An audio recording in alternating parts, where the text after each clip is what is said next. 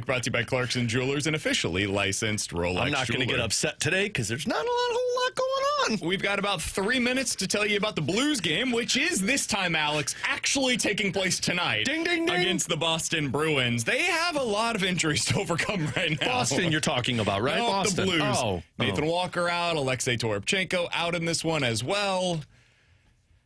They'll figure it out. Snuggerud, you didn't even mention.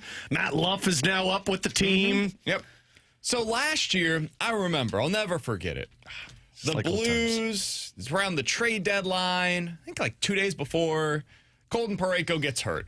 And I sat on here and I said, we're at the Centene Community Ice Center. I remember. I got angry with you. Said it's over. There's no reason to try. Trade Braden Shin.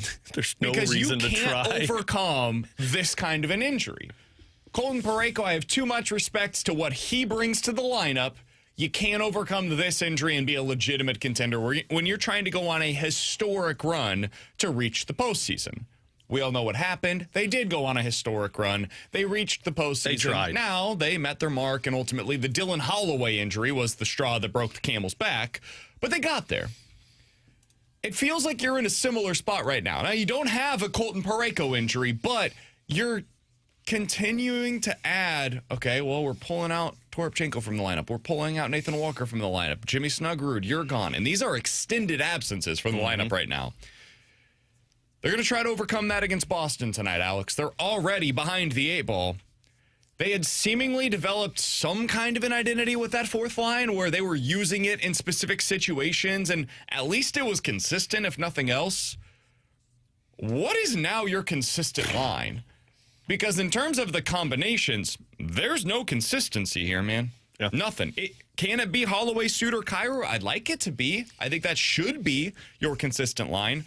But how do you build any kind of consistency with the way that they've had guys in and out of the lineup this season? Individuals have to step up and live up to it. Like, I don't think they have a consistent line you can look at right now. I mean, history this season has told us that Kyrou, Holloway, and Suter aren't sticking together for very long. I don't think Shen and Neighbors are going to stick together with Thomas for very long. I don't think Buchnevich and Dvorsky and Kaskavaki. This feels like it's going to be a blender for a little bit longer.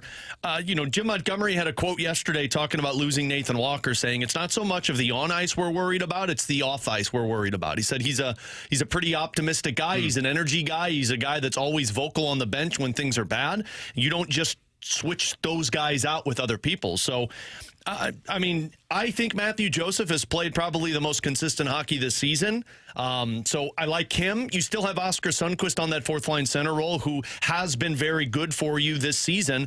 The Bukestad's the one I'm worried about, because I don't think 2 guys make a line work. You got to have 3 that are playing the same style if you want it to work. So that's probably going to be your best chance of having consistency with the line. But none of those 3 play the way that Walker and Toropchenko played. And I'm also hesitant to say it's been the consistent line because, honestly, that fourth line's been a revolving door. I mean, early in the season, Sundqvist wasn't there because of the injury. Recently, you had Toropchenko, who was a healthy scratch for 3 games, and they put Joseph back in. Walker was a healthy scratch for a couple of games, and they put Bukestad in. They've been revolving that door nonstop to where it's felt like they haven't really had that same identity that Faksa, Toropchenko, and Walker did last year. But it's all of these individuals that are playing now that get a heightened role, they're going to have to step up. T-Bone, how are you feeling at this point in the season where they did just get through a stretch where they were consistently getting points? Now, they didn't win a whole lot of them, but it's fine. They got to overtime. They got 2 in a row. That was nice. It was only the second time that we've seen that this season. And now you're once again without 3 of your top 12 forwards. I'm not feeling great. You okay? Yeah, is that not feeling great? You're on cough medicine. Yeah, there was a moment there where I was like, I'm about to cough on my mic, aren't I? I thought he fell asleep with his eyes open before he went. I didn't know what happened. He was just staring at me. I was like, did the question not register? What happened? No. I was able to register the question. Talk slower, please. I was trying to prevent myself from coughing in my mic. It's like yesterday. Am I supposed to say something about Katie? By the way, Katie, we're joining us at 12:15 today. Yeah, you can make amends for that later on. Yeah, you know what? Shout out to Katie. She was great for our show. And congrats to her going to the Dodgers. But it's too old now. I look at it and I say I have some concerns about what they're going to be able to do because, I mean, Alex is right. They haven't had a consistent line all season long outside of the fourth line. And now the fourth line, which is probably like a bad thing that I should be saying, that if you lose a piece from your fourth line, then things feel like they're going to just crumble. And that's the way it feels with Walker being out. And now that you've got Snuggerud out, you lose a piece to the third line, depth of scoring, which we saw last year. It only takes one piece to pull away from that, and everything goes south for you when they lost Holloway. I have my concerns because right now Alex is right. It comes down to your best players. They need Robert Thomas to get back to what he was post-Four Nations. If he can do that, he can make any line work, right? Any line combination would work for Robert Thomas then. When McDavid's going, you can put anybody on that line and it would be good. When Thomas is going, you can put anybody on his line and it's going to look good. So they really need him to step up his game so that they can come up with a consistent top line that isn't just a shutdown line, but brings some offensive punch to it. I'll say this, too, because this was a quote that Doug Armstrong has had a couple of different times in the past few seasons. He would always joke and say, I get calls from agents all the time that say, why is my guy not getting better ice time? Why is my guy not getting better opportunities? This is it. Like, you can't be upset because my guy's not getting chances because now Kaskamaki's not in the AHL. He's playing in your top 9. Now Bukestad's going to be in the lineup every single night. Now Matthew Joseph's going to be moving up and down the lineup. This is that opportunity that agents want their players to have. 314-399-9646 is the Air Comfort Service text line to get involved in the show. Artificial unintelligence weighing in. Guys, I was told by some radio folks that Bukestad was going to come in and score 20 goals this season. Can we do it? BK? Don't look it up. Don't do what you're about to do, Alex. Oh, man. Wasn't me. Remember, I say how many goals does he have? I think I know. I wasn't happy with this. I remember BK yelled at each other. It's a two-part BK game. Part 1. Do you know how many goals that Nick Bukestad has scored so far? I want to say it's 3. I was thinking 4, but I don't know if that's right. I think it's 3. One of you is correct. Me. It's T-Bone. He has 4 goals on the season. Can you list the players on the team that have scored more goals so far this year than Nick Bukestad? Pius Suter, Jake Neighbors, Kyrou. Jordan Kyrou, Thomas? Dylan Holloway. No, Thomas doesn't have more. Thomas has like 2 or 3. Thomas has the same number of goals on the season. Okay, I as thought he had Bukestad. at least 4. I think so. Oscar Falk. Sundqvist doesn't. Falk absolutely has more. Yep. You're missing one. Okay, hold on. I'm going to go through these real quick. Did you say Holloway? I said Holloway. Said Sundqvist? Suter. No, Sundqvist only has 1. That's why I was Walker. No, not Walker. It's not Joseph. Joseph has 2. Is it Shen? Nope. Shin has the same number of goals on the season as Nick Bukestad. How about that?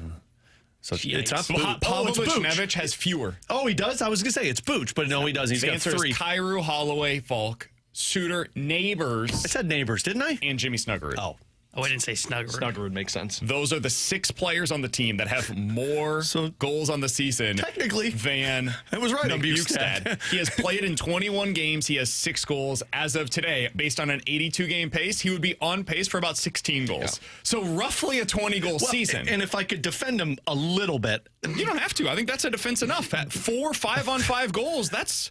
How many players on the team have more 5-on-5 goals than him? That's a fun game while you look it up.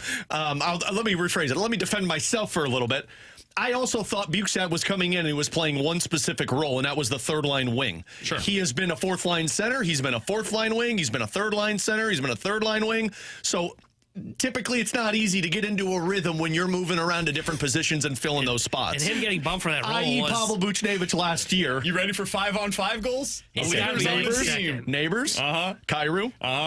End of list. Holloway. Oh, Falk. Nope. No, Falk's got really? 2 power play goals or 3 power play goals. Who's Is that the end of the list? That's the end of the list. Wait, who was the third name you said? Nick Bukestad is tied Kyrou, for Holloway, 4th on the Blues and Neighbors. in 5-on-5 goals this year. Isn't Pius up there? And Pius Suter have 4 5-on-5 goals this year. What an off season for Doug Armstrong. Yeah.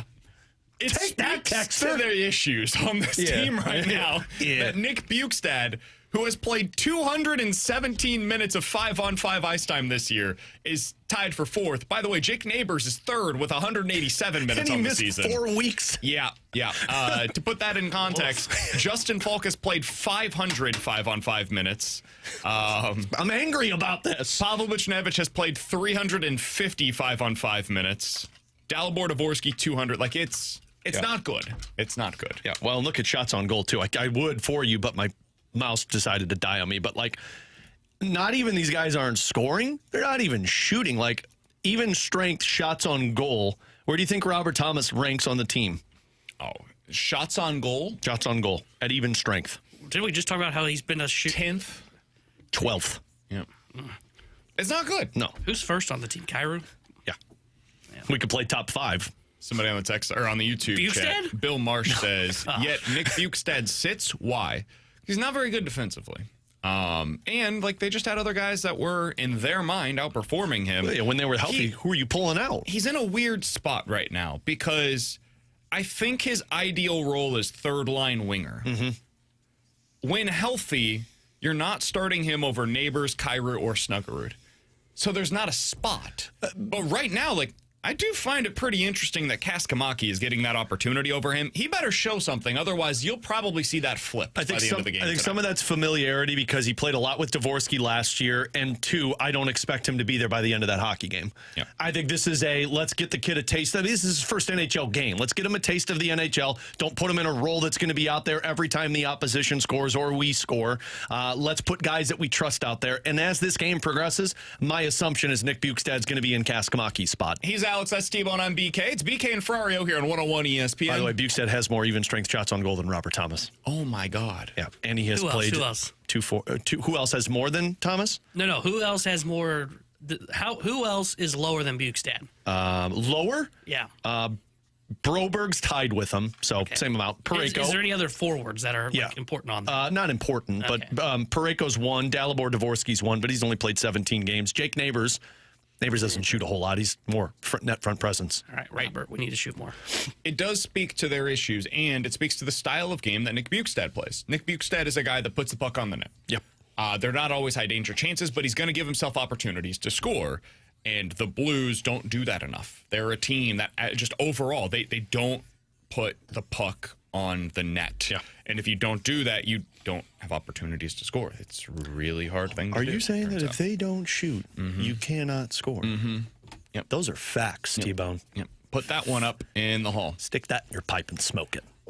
Coming up in 15 minutes, we'll get more great analysis of the game of hockey with our friend Joey Vitale. He joins us coming up in 15 minutes on BK and Ferrario. You guys can get involved in the show, as always, at 314-399-9646. You can check us out on YouTube and get involved in the YouTube chat at youtube.com/101ESPNSTL. As I mentioned, Katie Wu will join the show coming up in the 12 o'clock hour for her Cardinals Insider send-off. She's been part of the show for about 5 years.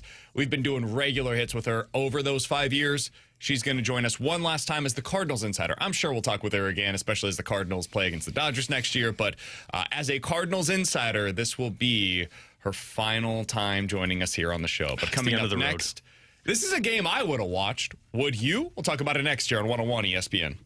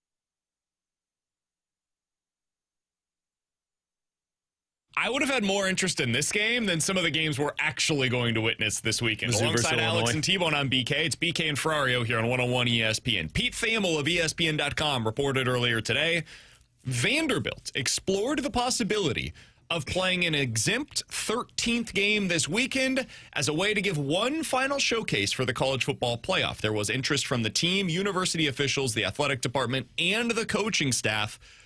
However, quote, the operational and legislative requirements, along with the last-minute scheduling constraints, could not support the game. There has now been some speculation that the opponents they were looking at were Utah and Miami, two other teams that are kind of in the same cluster as Vanderbilt on the outside looking in right now for the college football playoff. Alex, if nothing else, A, I would have been interested in watching. And B, this speaks to the issues that the college football playoff is having right now. Yeah. Vanderbilt's 10-2 and they're in the SEC. These conferences got too big. That's what is leading to so many of these issues. Vanderbilt didn't have to play the top teams in the conference this year. Meanwhile, Texas played like all of them. Oklahoma played all of them. Oklahoma, I've got my issues with them. Man, they are more than deserving of reaching the college football playoff this year, given the gauntlet that they had to play. They played against Michigan. They played against Texas, Ole Miss, Tennessee, Alabama, and Missouri. Good luck.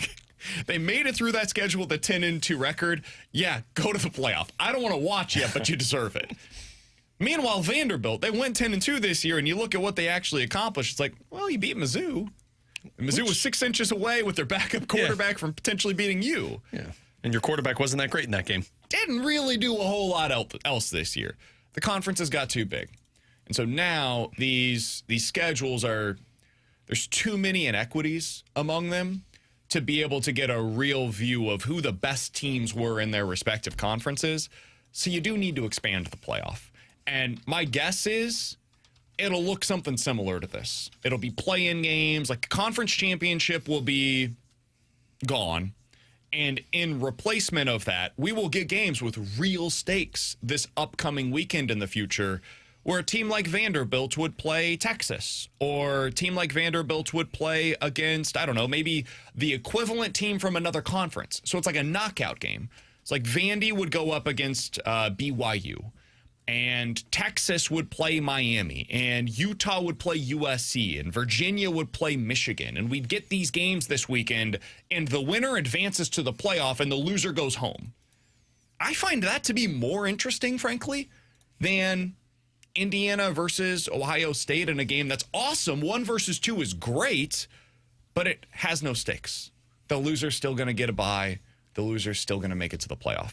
So I think this just speaks to the issues that we currently have right now in college football right now, Alex, and how we can solve them and what the next iteration of this weekend, this championship weekend, will and should look like. Yeah, this is why you need to expand to it, because you have these teams that are on the outside. Like, I wish this would have happened because I would have loved to see the viewership. I almost guarantee this one would have the most viewers out of any of these other championship games that are taking place. So this is the weekend that college football is probably going to see the reaction to this game that potentially was going to get played and didn't get played, the reaction to these games that are going to get played, and say, yeah, this is the week that we start playoffs. This is the week that you start those elimination games where you put these teams in that are on the back end of it. You don't worry about two teams that are playing against each other that are going to be on the bye regardless of the outcome. Make it exciting for the fans to put the extra teams in that everybody's arguing should be in the college football playoffs, have them play against each other this weekend, and scrap these championship games. Yeah, this is where you're going to end up, where you end up with no conference championship games, whether they expand the playoff to 16 or 24.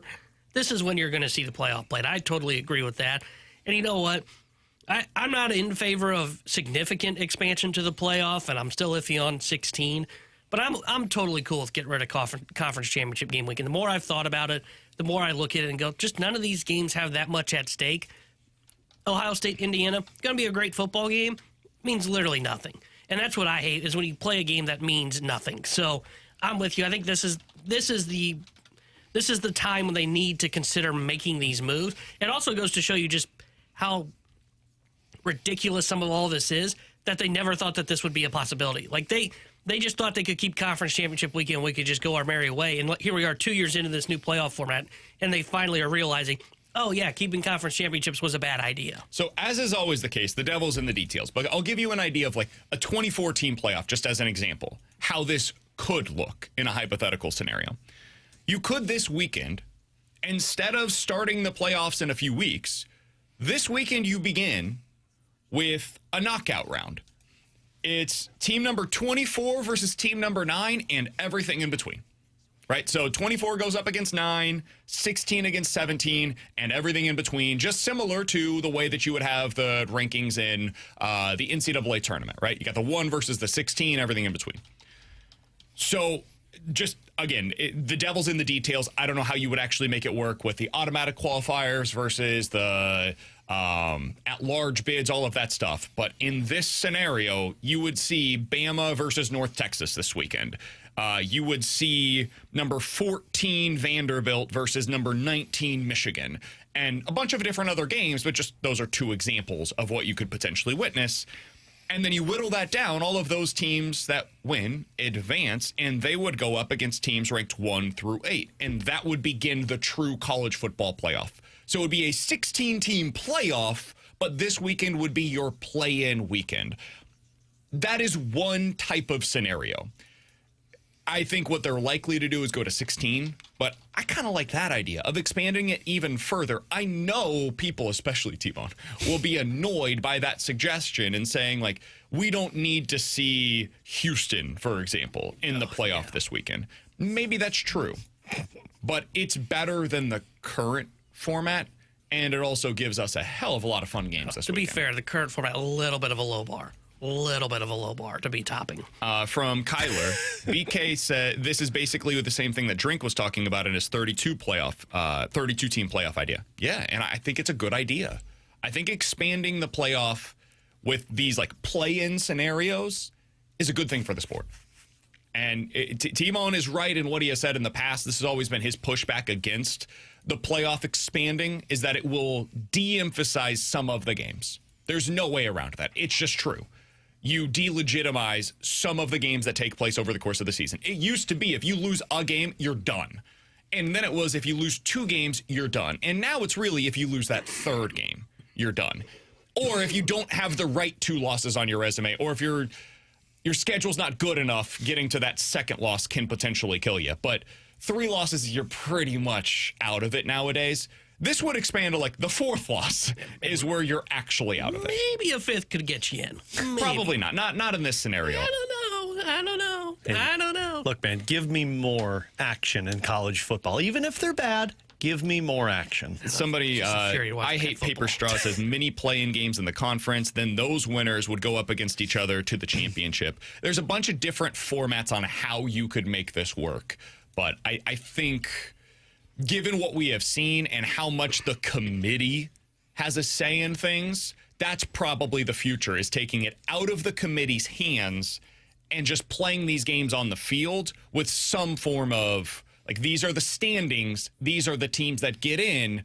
Now we play the playoff in accordance with that, as opposed to having the college football playoff decide who the 12 teams are on an annual basis. All right, alongside Alex Ferrario and Tanner Hendrickson, I'm Brandon Kiley. It's BK and Ferrario here on 101 ESPN. 314-399-9646. That's the Air Comfort Service text line. We'll get into questions and answers in about 15 minutes. But next, our friend, Blues insider Joey Vitale, joins us here on 101 ESPN.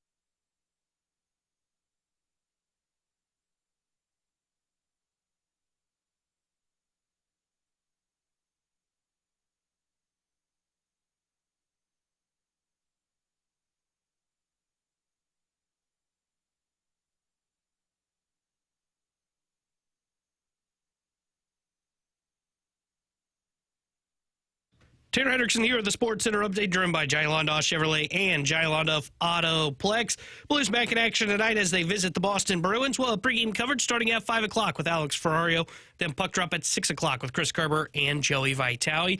And our Blues analyst Joey Vitale joins us next here on BK and Ferrario. The Sports Center update was driven by Jai Londoff Chevrolet and Jai Londoff Autoplex. See them at londoff.com. Chevy, together we drive. Are you kidding me?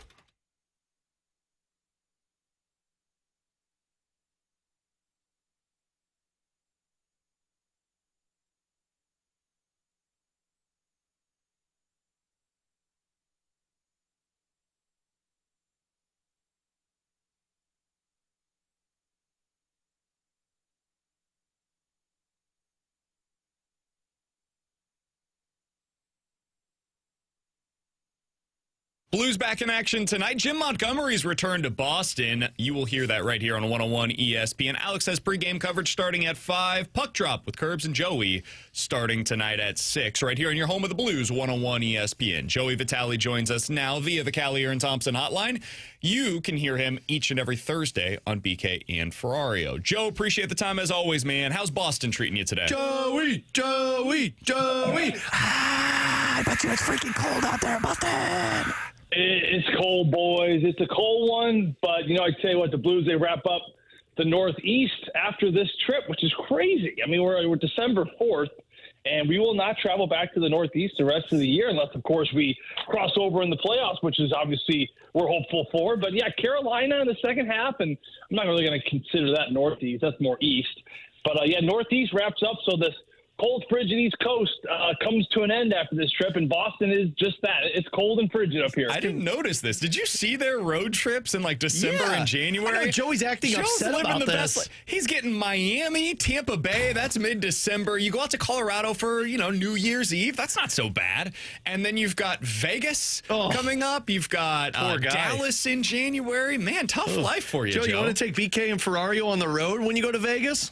Hey, listen, been grinding, boys. Been grinding in the fall. We deserve a cookie every now and then, right? No, it's weird. Like that quick Nashville jaunt next week, and then we finish up with the back-to-back Floridas before Christmas. And then Vegas, Utah. I mean, it doesn't get too crazy after that. There's a couple, there's a couple long ones there, and one more in January, a couple more in March. March is a bit of a bear. But overall, you got Edmonton and Winnipeg. I did skip over those in mid-January. That probably won't exactly be a glamorous trip. Luckily, you don't have to go outside in Winnipeg or Edmonton when you're there, though. That is a good, I think that's the one where we have 2 days off, though, between both those. I mean, talk about. I'm not going to say it. Anyway, it's all good. It's all good. Great golf that time of the year in Winnipeg, Joe. Listen, here's the deal, boys. You can't look too far ahead in this profession. You can't. You'll drive you can't, right? You can if you want to be really sad. And I don't want to be sad. I want to be happy, all right? I want to be happy. Be one day at a time, one game at a time. Be where your feet are. You said it best. One shift at a time. You know how it goes. Joey just keeps staring at that calendar like the Wolverine in the meme, just the calendar with Miami and Florida Tampa, on there. Be like, Tampa oh my gosh, coming can't wait. Mid-December, right before Christmas. It'll be great. Joe will be nice and bronzed coming back for his Christmas vacation. All right, Joe, Blues in action tonight. The team on the ice. Let's start out with the new news from this morning. It sounds like Jordan Binnington will indeed be in net for the Blues. This is coming off of the game against Anaheim where he was pulled early. Do you like the decision to go right back to Jordan Binnington, Joe? Absolutely. Yeah, I do. Because, BK, you got 3 games in 4 nights coming up here on the swing, and whoever goes tonight is going to go 2 out of the 3. And, this is where you run your starter. I think that this is where you have to go back with him. I think it shows the confidence that Jim Montgomery feels in Jordan Binnington.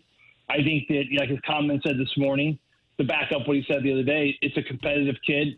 He knows how to win. We love his spirit. We love his fire. We're going to turn to him again here tonight. So I do love it. I think it definitely reassures fans and reassures everyone that Jim Montgomery is still a huge Jordan Binnington fan and a huge advocate for what he does. And like I said, everything is water on the bridge at this point. So that, to me, just kind of solidifies that you're going right back with your starter. Not to mention, I think you just understand where Jordan Binnington's playing. and he's had some of his most memorable hockey games in this building. Of course, Game 7, beating the Boston Bruins back in 2019, and then just last year winning the gold medal for the Four Nations Team Canada. So a lot of good vibes for Jordan in this building. I had a chance to catch up with Jordan. We talked through the Four Nations, what that experience was like for him, the championship game, the vibes there, the leadership of, Sidney Crosby, different players he was around. And, overall, he's just Jordan. He's just calm. He's poised. He's collected. Says everything with a big smile on his face, and he's ready to go tonight. On the other side of it, Joe, you get the NHL debut of another player for the Blues. It's Alex Santeri-Kaskimaki. In terms of what to expect in this situation, what are you looking for from a guy that's getting a pretty significant opportunity to play on the third line? Yeah, it's funny. I was laughing with Pavel Buchnevich about an hour ago in the locker room, and he said, how young those two guys? I said, well, Kaskimaki's 21 and Dvorsky's 20. So I joked that he's going to be like a little bit of daddy daycare tonight on the ice for Pavel. He's going to be a bit of a mentorship role with the two young guys. But Pavel's excited to play with Dvorsky, as he's played with a little bit this year. But now Kaskimaki, who's going to get called up for his first game, a player that we saw in the preseason. I know a young man that Alexander Steen loves tremendously. He is such an advocate for him too. He is such a pusher of getting him here and getting him to hopefully stay here one day. Steiner talked about his love for just being on the right side of things, right? A lot of times players, when they get drafted, they get drafted because they're offensive power, especially forwards. And then the guys develop that defensive game. Kaskimaki is a player the opposite. He takes so much pride in the defensive game. That's what Alexander Steen loves. A player on the right side of battles, always on the defensive side of things, right? He's never cheating the game, never cheating for offense. It's a player that every shift he comes off, if he took care of things defensively, he's proud of that product. So you have him in the third line checking role here tonight with Buchnevich and Dvorsky. It's going to be fun. I mean, anytime you have a kid's first game, it's exciting. And then, of course, to be playing on a top 9 role and an opportunity that is wide open for not only him, but a lot of different players here, because, injuries certainly have starting to really haunt the Blues. It seemed like just a week ago they were in the best spot ever, better spot than most teams in the National Hockey League, where they were in such a good, healthy spot where Jim Montgomery was just having to rotate healthy guys in and out just to keep them going. And now you're looking at a situation where, you have Kaskimaki, he's getting called up. No Snuggerud, Nathan Walker, that was a huge, huge blow to the physicality side of things. So it's really that next man up mentality for this group, and starting with Kaskimaki. Yeah, Joe, I am curious because I was talking with the play-by-play man, Ryan Smith, just about Kaskimaki, and he said, he's a prototypical Finnish player to where, it's never anything flashy, but he's always slow, meticulous with his play, and then he's just always in the right area. You're somebody who has played with Finnish players before. Is there a certain style that they play with compared to maybe Canadian players, American players, or anything like that? I think that the Finnish and the Swedes especially, I really look at the Swiss players too. I'll kind of put them in that same category. One thing I've noticed about their game is they are extremely positionally sound. I think they think the game very well. I think that the way, especially, Americans and Canadians have really started to develop young players, everything is so skill-based. You look around this country or in Canada, just skills coaches, skills camps, everything is about working on their game, getting familiar with the puck, playing with your head up. Your edge work is super important. And listen, all those things are super important. I think the European style, what I have seen, Alex, it is a little different in the sense where they have time for that, but there's a lot of time for group play, and I think with group play, you start to really learn the game, and it's not just hockey. A lot of times in the Swedes, and I know that the Finns a lot in the summertime, they'll just do a lot of outdoor recreational team play stuff, whether it be, soccer or different forms of that, where, you learn how to be positionally sound. So that to me is one of the biggest things that I've noticed with the different players now coming over from Europe, especially from Finland and Sweden. You look at Pius Suter, an extremely positionally sound player, grew up playing soccer, understands the game, right? Because in order to play smart hockey in a team game, you have to put yourself in game-like situations where you take these little snapshots where you understand what's around you, what could potentially be coming, versus just kind of isolating yourself to that team, that individual acceleration of your skills. So that's kind of the biggest thing. And like I said, Kaskamaki, he apparently checks all those boxes. Haven't had a chance to see him outside of the preseason, but I think he does check those boxes. And I think it's just Jim Montgomery. I mean, you're looking for responsible hockey players right now. You're looking for guys that can defend very hard, guys that can provide a spark. And there's a plenty of opportunity right now with all the injuries going around. Big game tonight, Blues versus the Boston Bruins. It begins at 5 o'clock with pregame coverage. Alex Ferrario will have that right here on your home of the Blues 101 ESPN. Puck drop tonight at 6. Joey Vitale will be a part of the festivities alongside Chris Kerber. Joe, appreciate the time as always, man. Enjoy yourself out there. Stay warm. We'll talk with you again next week. Hey, sounds good, boys. Talk to you then. See you, Joey. That's Joey Vitale joining us as he does each and every Thursday here on BK and Ferrario. Coming up in the 12 o'clock hour, we'll talk to our Cardinals insider, former Cardinals insider, rather. Katie Wu joins us for her final edition of the show as a Cardinals insider here on BK and Ferrario. Coming up next, 314-399-9646 for questions and answers here on 101 ESPN.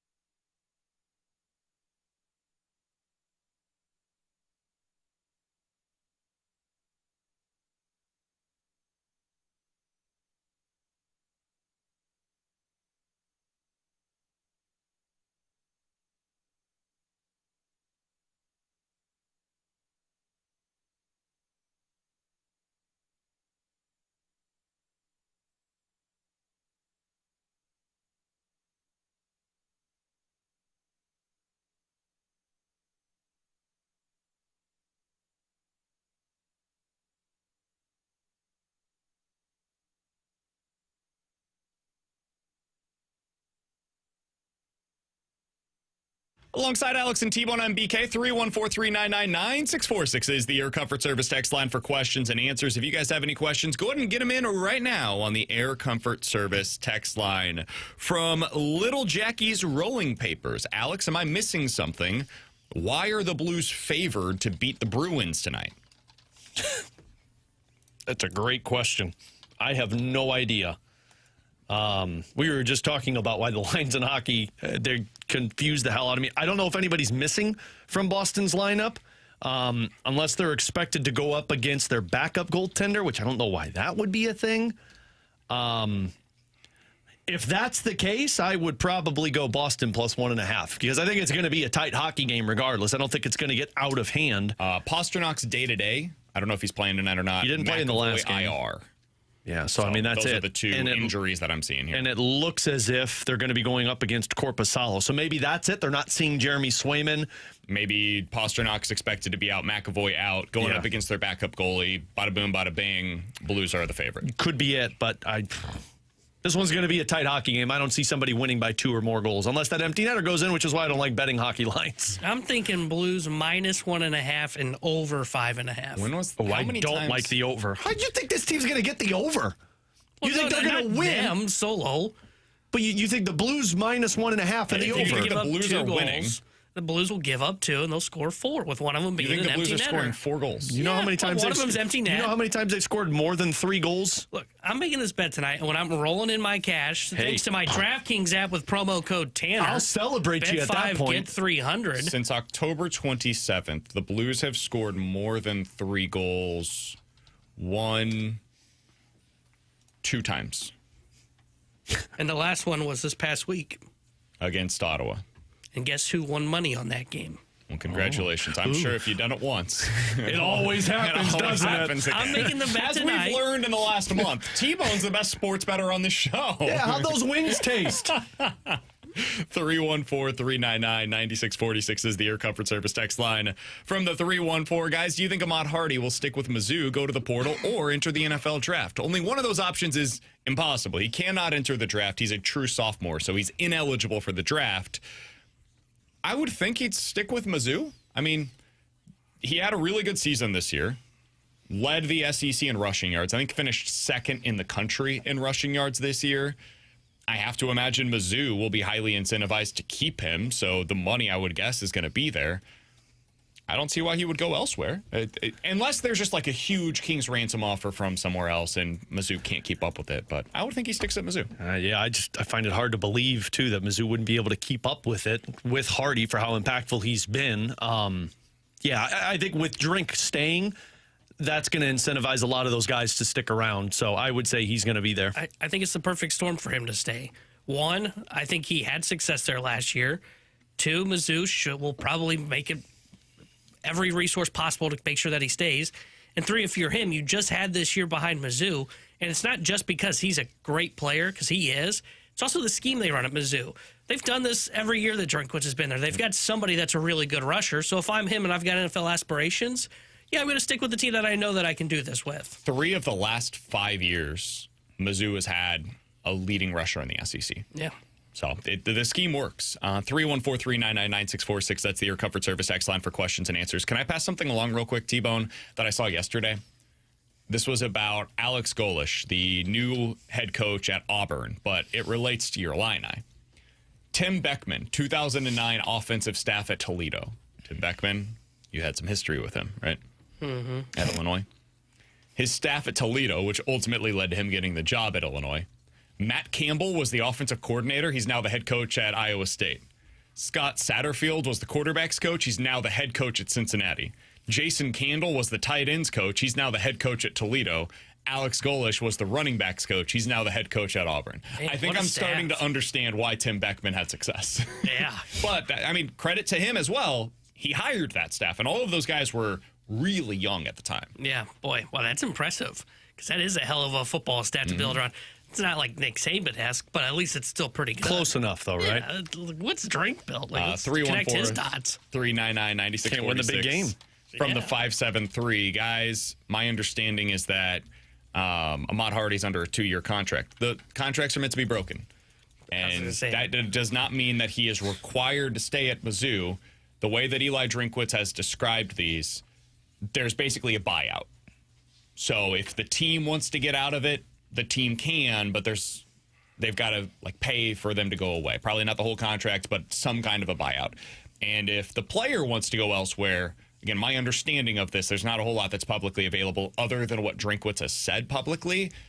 He made it appear as though kind of like if a coach leaves, there's a buyout that the other team has to pay. So they will give you some level of money for that player to have the right to go elsewhere. So the team is somewhat protected, but there's no guarantee that he would stay. So 314-399-9646, that's the Air Comfort Service text line. Last question here for T-Bone.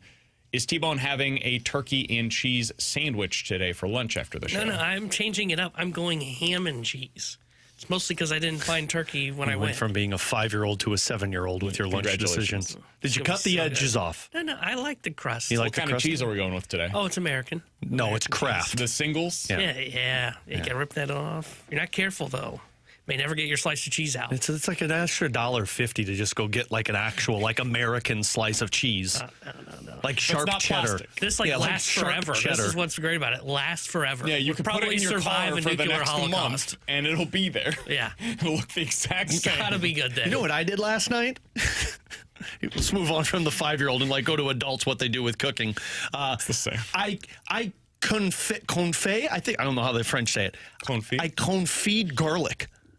And I made cooked garlic. it in butter? I made garlic aioli out of it. I put it in foil with olive oil and spices, and I put it in a blender and I mashed it. I'm supposed to be impressed. Oh my God, it's like garlic aioli. I put it on my sandwich that actually has adult toppings on it.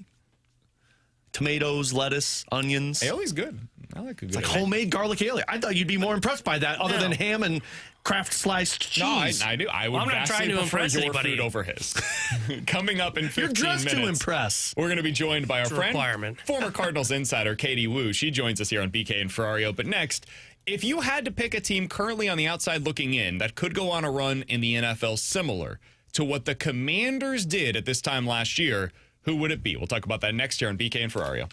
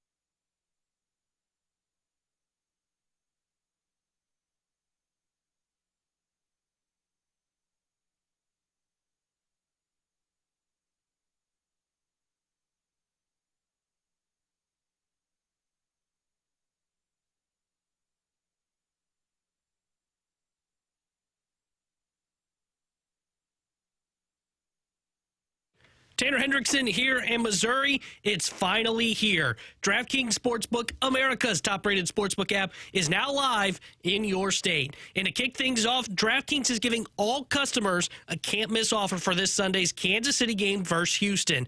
Double your money if Kansas City gains just 1 yard. That's right, 1 single yard, 1 snap, 1 play. If Kansas City moves the ball even 1 yard, you double your money up to $100. It doesn't get any easier than that. With DraftKings Sportsbook, you're never just watching the game. You're in on the action. fast, safe, secure, and all from your phone. So download the DraftKings Sportsbook app and use my code Tanner. All customers can opt in today to double their money if Kansas City gains just 1 yard in Sunday's matchup. That's code Tanner in partnership with DraftKings Sportsbook. The crown is yours. Gambling problem? Call 1-800-GAMBLER. 21 plus. Physically present in Missouri. Eligibility and restrictions apply. One single-use odds boost per customer. Market boosted to plus 100 odds. Max bet $50. Expires at 8:20 p.m. Eastern Time, December 7th. Terms at sportsbook.draftkings.com/promos.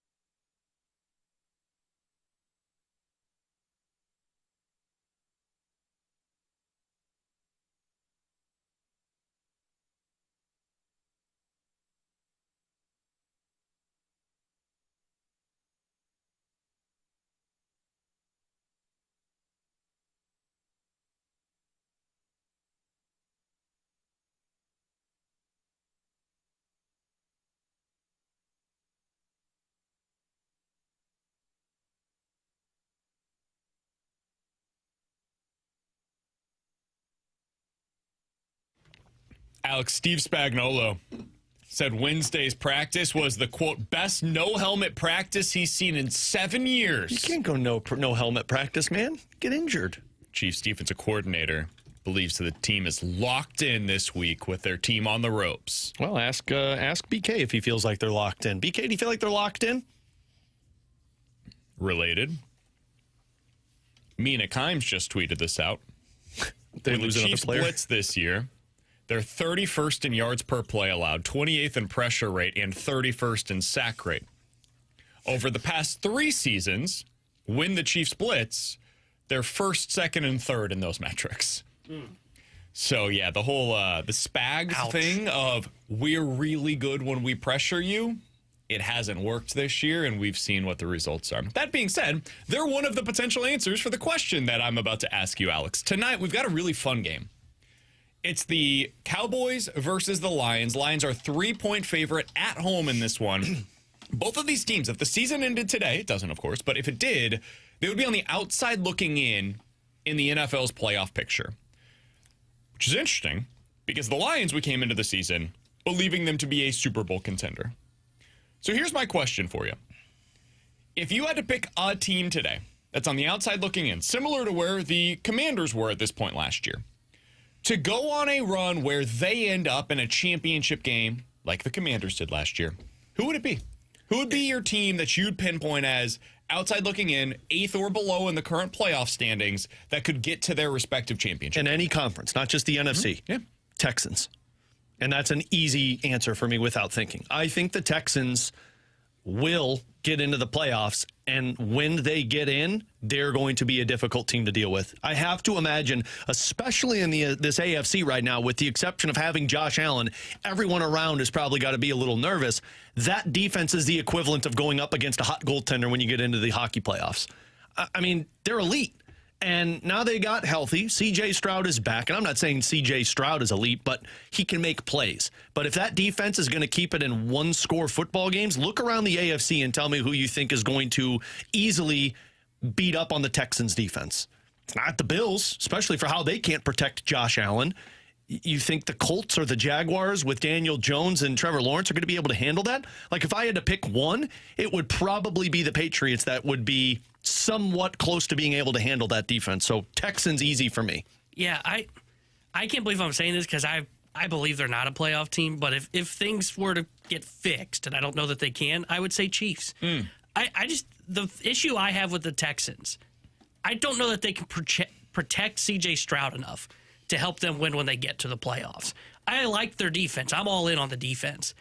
I also watch them offensively, and I can't ever leave a game going, man, I feel really good about the Texans' offense. Instead, I end up leaving the game going, man, thank God they have a great defense. So the reason I would say Chiefs is I would just bet on Patrick Mahomes. You know, if they find a way to get this defensive issue figured out where BK just read their numbers against when they bring pressure, then I'm going to pick Mahomes to be the guy that could get them to a Super Bowl. We've seen this before. You okay over there, buddy? What is happening, Trying man? to fix this curtain. I have a Stop being an blinding light interior right in my decorator eye. and Sorry. listen. So distracting from over here. Damn.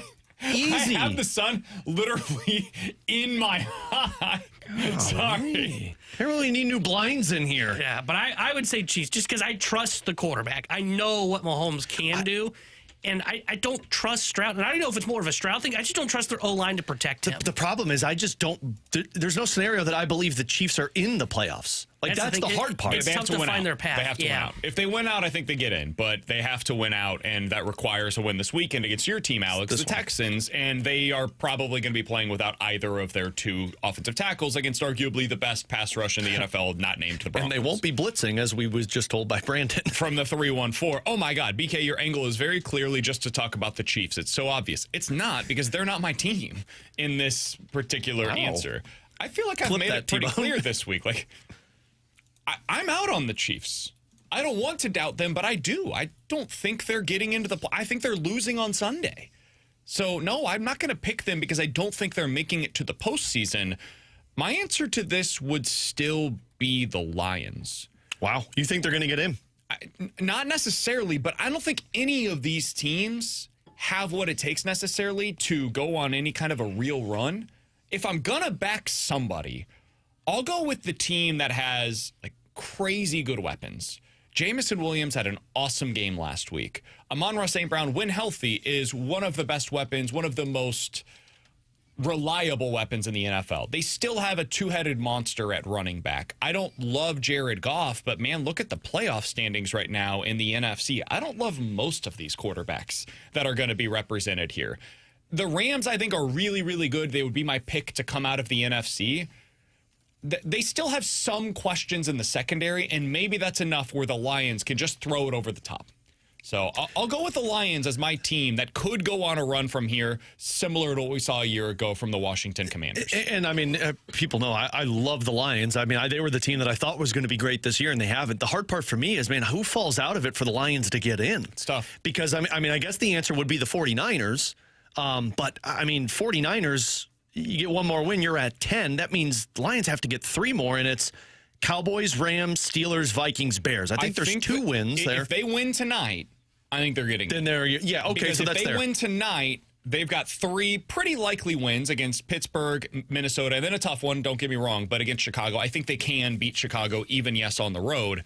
On the road at LA, that's a really tough spot. Because the Niners have a tough schedule in the sense of, like, I think they've got 1 more win in them. Maybe 2 if you think they're better than the Colts, but I just don't know right now with that matchup. It's funny because if I had to pick a horse to back in the NFC, mine would be the Cowboys. Because I think they've fixed their defense enough to where it is not like so bad they can't even outscore it. Man, they really need to win out. And this is the thing though, like if they beat the Lions tonight, this is their remaining schedule. Versus the Vikings, well, that's an easy win. Versus the Chargers, we'll see what Herbert's status is. Too. Both at home. And then at the Commanders, they're not a good football team. And then at the Giants to close out the year. So, like, they have the path to close it out. They could close it out with 11 wins this year. Yeah. If they beat the Lions, I'm with you. They could still win the division. Yeah, and to get to, like, the Super Bowl is tough to sell because I'm with Alex. Yeah, no, Dak I'm not struggles that. when he gets to the playoffs. But, I mean, it's easy to see their path moving forward. And now that their defense is just at least somewhat comparable or somewhat able to get stops, now you feel better because their offense is electric when it's clicking. Yeah, it's an interesting spot, man. The NFC and the AFC both feel more open than they have in recent seasons, and that is in part because of, to go back to the texter's point, the Chiefs. The Chiefs always feel inevitable, and they don't feel that way this year. So there is some new, fresh blood to potentially go on a run this season, and that's fun. It's different. I prefer it where we've got the team. Again, the NFC, I think we have that team. I think it's the LA Rams. And the AFC, we don't this year. And I think it makes it kind of feel flimsy.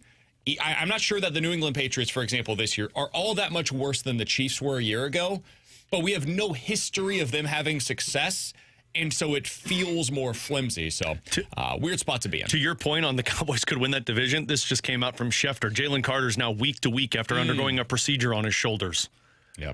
The Eagles feel kind of similar to what they did 2 years ago when they collapsed down the stretch. It feels like it might be happening once again for them. How wild is that going to be that the Cowboys finished with 11 wins when they were awful at the beginning of the year and then had to lateral make an aggressive move to go get the guy because they traded away a guy? He's Alex Ferrario. That is Tanner Hendrickson. I'm Brandon Kiley. Our friend, former Cardinals insider Katie Woo joins us next here on 101 ESPN.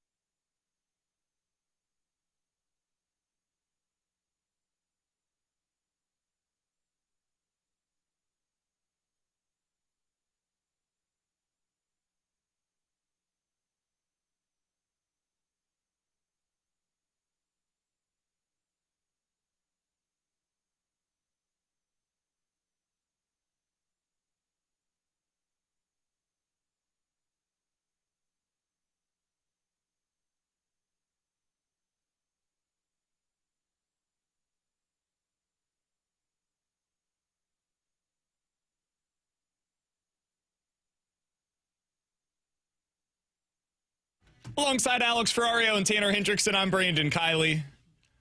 We're happy to go out to the Callier and Thompson hotline. Are we? One final time as our Cardinals insider, we welcome to the show Katie Wu joining us here on BK and Ferrario. Katie! Newly announced as a Dodgers beat writer. Katie, we're thrilled for you. We're sad to see you go. How you doing today? I got to be honest with you guys. I saw the tweet putting out that this hit was about to take place, and it said former Cardinals insider, and I got a little emotional. It's been such a run. Well, I typed it out originally as our Cardinals insider. I'm like, wait, she's not that anymore. And then I said, do I just write The Athletic? And it's like, no, we'll make her feel a little pain because she's doing this to us. So we put former Cardinals insider there. Have you done some looking back on what this journey has been over the last 5 years, Katie? Because it's been a wild ride for you and following this team since the start of the 2020 season.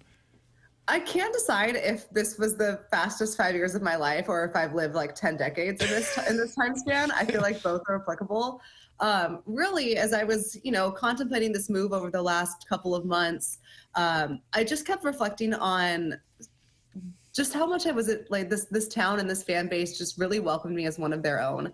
And that was really not something that I expected at all. I was 24 years old when I got this job, and it was my first beat, and I knew nothing about St. Louis. I had to make sure I knew what state I was going to be living in.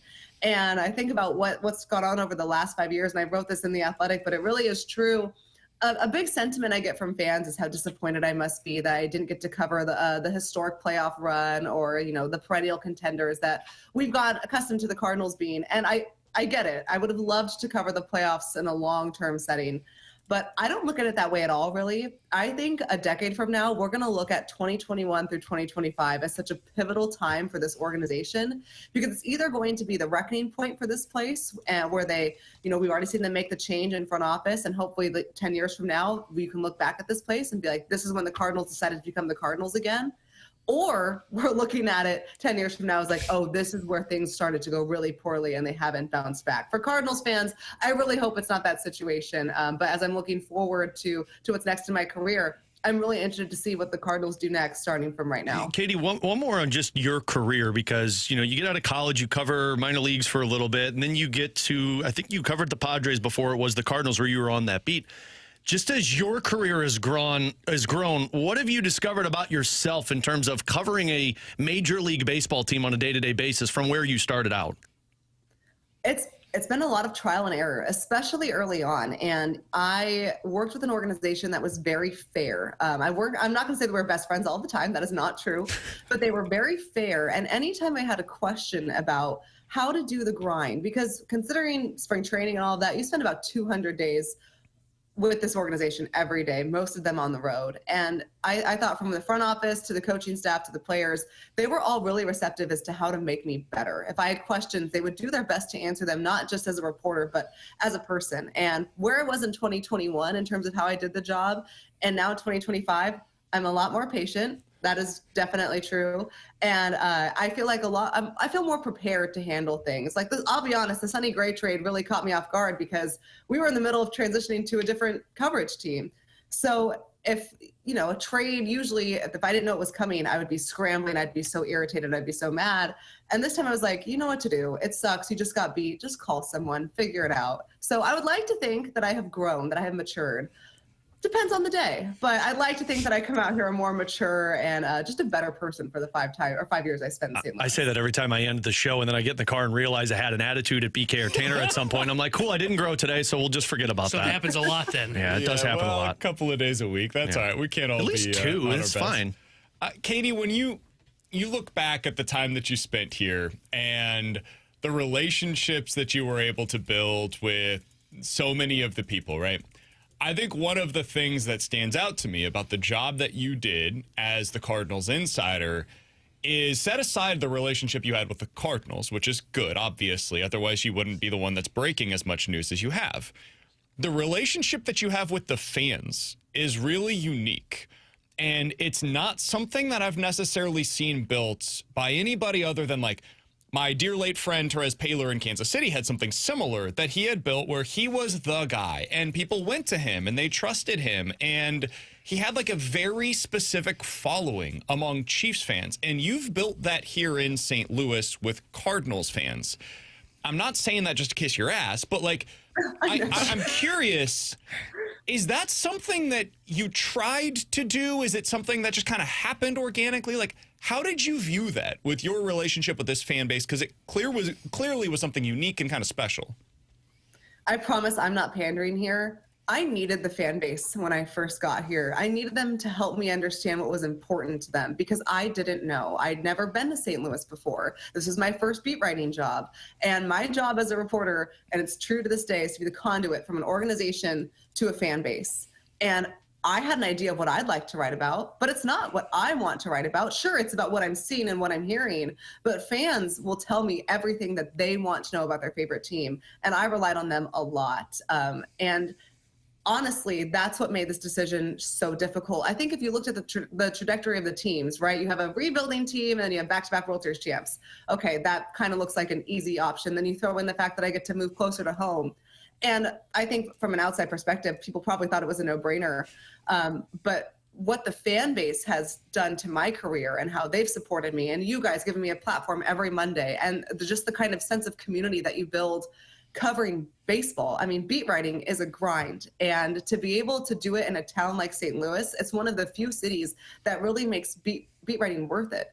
And that's because of the fan base. So that was for me the hardest thing to have to give up is knowing that we have this relationship mostly cultivated online. It was just weird but fun, where I feel like I know these people and they feel like they know me and we could share their favorite thing together. That kind of trust in a beat writer is not something that's given. It is earned, and they made me earn that, and they made me better in the process. So I don't know how I got so lucky, and maybe it's because I had an attitude problem early on and people like that. I don't know. No, we can speak from Brandon's experience. They don't like that. Attitude is a little different than tone. But no, I am so thankful for this fan base, and it is what made this decision very hard, is knowing that I was giving up something really good. Katie, I know it's not home, exactly home, but does it mean something to you to be able to go back closer to home with family and friends? Absolutely. My brother lives out in Southern California. Half my family's in Southern California. The other half of my family is starting to disown me. They're all Giants fans, so they were like, they were like, "Are you kidding me?" But it made sense. I've always wanted, as I approach my 30s, a personal life comes into play too. So I wanted to beat right. I didn't want to get off the beat, but being on a beat, 81 road games a year and being away from family and missing out on a lot of events that I'd really like to be there for. Having a 2-person beat in LA also really helps with the work-life balance. I say that now knowing I'm still not going to have one, but it's a little better. And I think it was time. And I wonder, I've always thought that I was going to stay with one team forever. And that would have been wonderful. I would have loved nothing more than to stay with the Cardinals for as long as possible. But when you have an opportunity to go home and get something that accomplishes what you're looking for personally, along with being able to keep what you want to do professionally, you have to take it. So again, it was a hard decision, but I'm really excited about what's next. Is your cat trying to get in just one final time? She's doing this all day. Understandably so. Katie, let's talk a little bit on the baseball side of things. Sure. For Cardinals fans that are kind of going through it right now, they don't know what the next year, 2, 3 years are going to look like. You've had a pretty good inside look over the last few years on where they were, where they're trying to get to, and where they are right now. What is your level of confidence in this organization getting to that goal, getting to what they aspire to be? Okay, again, not pandering. I genuinely believe this. I'm not just saying this because I'm not there anymore. They are doing the right thing for this organization. They are. And it doesn't mean that 2026 is going to be a fun year. Okay. I'm pretty confident that we all know this is a disaster. This is no better way to This is amazing. The way that you were able to just keep that take going as your cat walks right in front of your face, you're a pro. You're ready for LA. This cat is telling you you're done with St. Louis. What a memorable final bit. Long story short, I'm not sure 2026 is going to be the most fun year for Cardinals fans, but I think that the things that they're doing, what Chaim Bloom has set out to do, from scouting to player development to the major league roster, are all things that needed to have been done years ago. I don't blame the organization for trying to win it out, but for so long, it just seemed like pick a message, pick a direction, right? And I think that's what we're going to see. And my hope is by putting the Cardinals back into what they were, a draft and development club, because they were a powerhouse when they were doing that. It takes time to do this the right way. It's going to be a slow 2-3 years. But I think it is the right thing to do if you want to ensure your best chance of long-term success in a mid-market. Like Heim said in his intro press conference, short-term sacrifices for the long-term solution. We're going to see a lot of those short-term sacrifices right now. But my hope is when we look back 5 years from now in 2030, we'll look and see like this is the new era of Cardinals baseball, and it was worth going through some not so great periods to get there. I'm going to go one more before this cat decides to turn the computer off at this point. A couple of quick hitters. Yeah, Katie, you were on MLB Network, obviously talking Brendan Donovan. How comfortable do you feel saying that Brendan Donovan is going to be traded at some point this offseason? Boring take for radio, but the true 50-50. And I still think he's going to be traded just because of the high interest. But like, I'll reiterate this. The Cardinals don't feel like they have to trade him. And we can debate the year of contention, the fact that he's coming into a peak year, just 2 years left before free agency. I'm on board. I get it. And my inclination is that they should trade him if you want to maximize the return. But they have all of the leverage here for Donovan. And like half the league wants Brendan Donovan. So I don't blame them for just saying, yeah, we're not just going to give him up. You really have to wow us. You have to blow us away. And the Cardinals have plenty of other left-handed hitters that will not cost them as much. And maybe they aren't as valuable or as perceived as highly as Brendan Donovan, but they still get the job done. So it's 50-50 for me, but I'm more inclined to believe that Donovan is traded just because I think one team is willing to overpay. And as we've seen already with Chaim Bloom, he's not afraid to make the hard decision. And I expect there to be some drama out in Orlando next week. If I set the over-under at $100 million for the Cardinals payroll in 2026, are you taking the over or under? They're at 105 right now. I'm going to take that under. Yeah. Hell yeah, I'm taking that under. Under 100. That would have been 25th last year in Major League Baseball. The Cleveland Guardians were at 99.7. Jeez. And if I recall, they were a playoff team. They're true. That is true. Yeah, I wouldn't expect that next year. But hey, you never say never. Is Nolan Arenado on the Cardinals in 2026? Absolutely not. And I know we were so confident about this around this time last year, and then pitchers and catchers showed up, and then so did Arenado. I think both the player and the team know that they've had to make some concessions compared to last year, and they both know that what's best for the player and what's best for the organization's future is to no longer have Arenado on the roster. And I do think they will be able to find a trade partner for him. You're trading for Arenado for the elite defense, and then you hope he can have a bounce back year with the bat. You don't need him to hit cleanup for you. You maybe need him to hit sixth.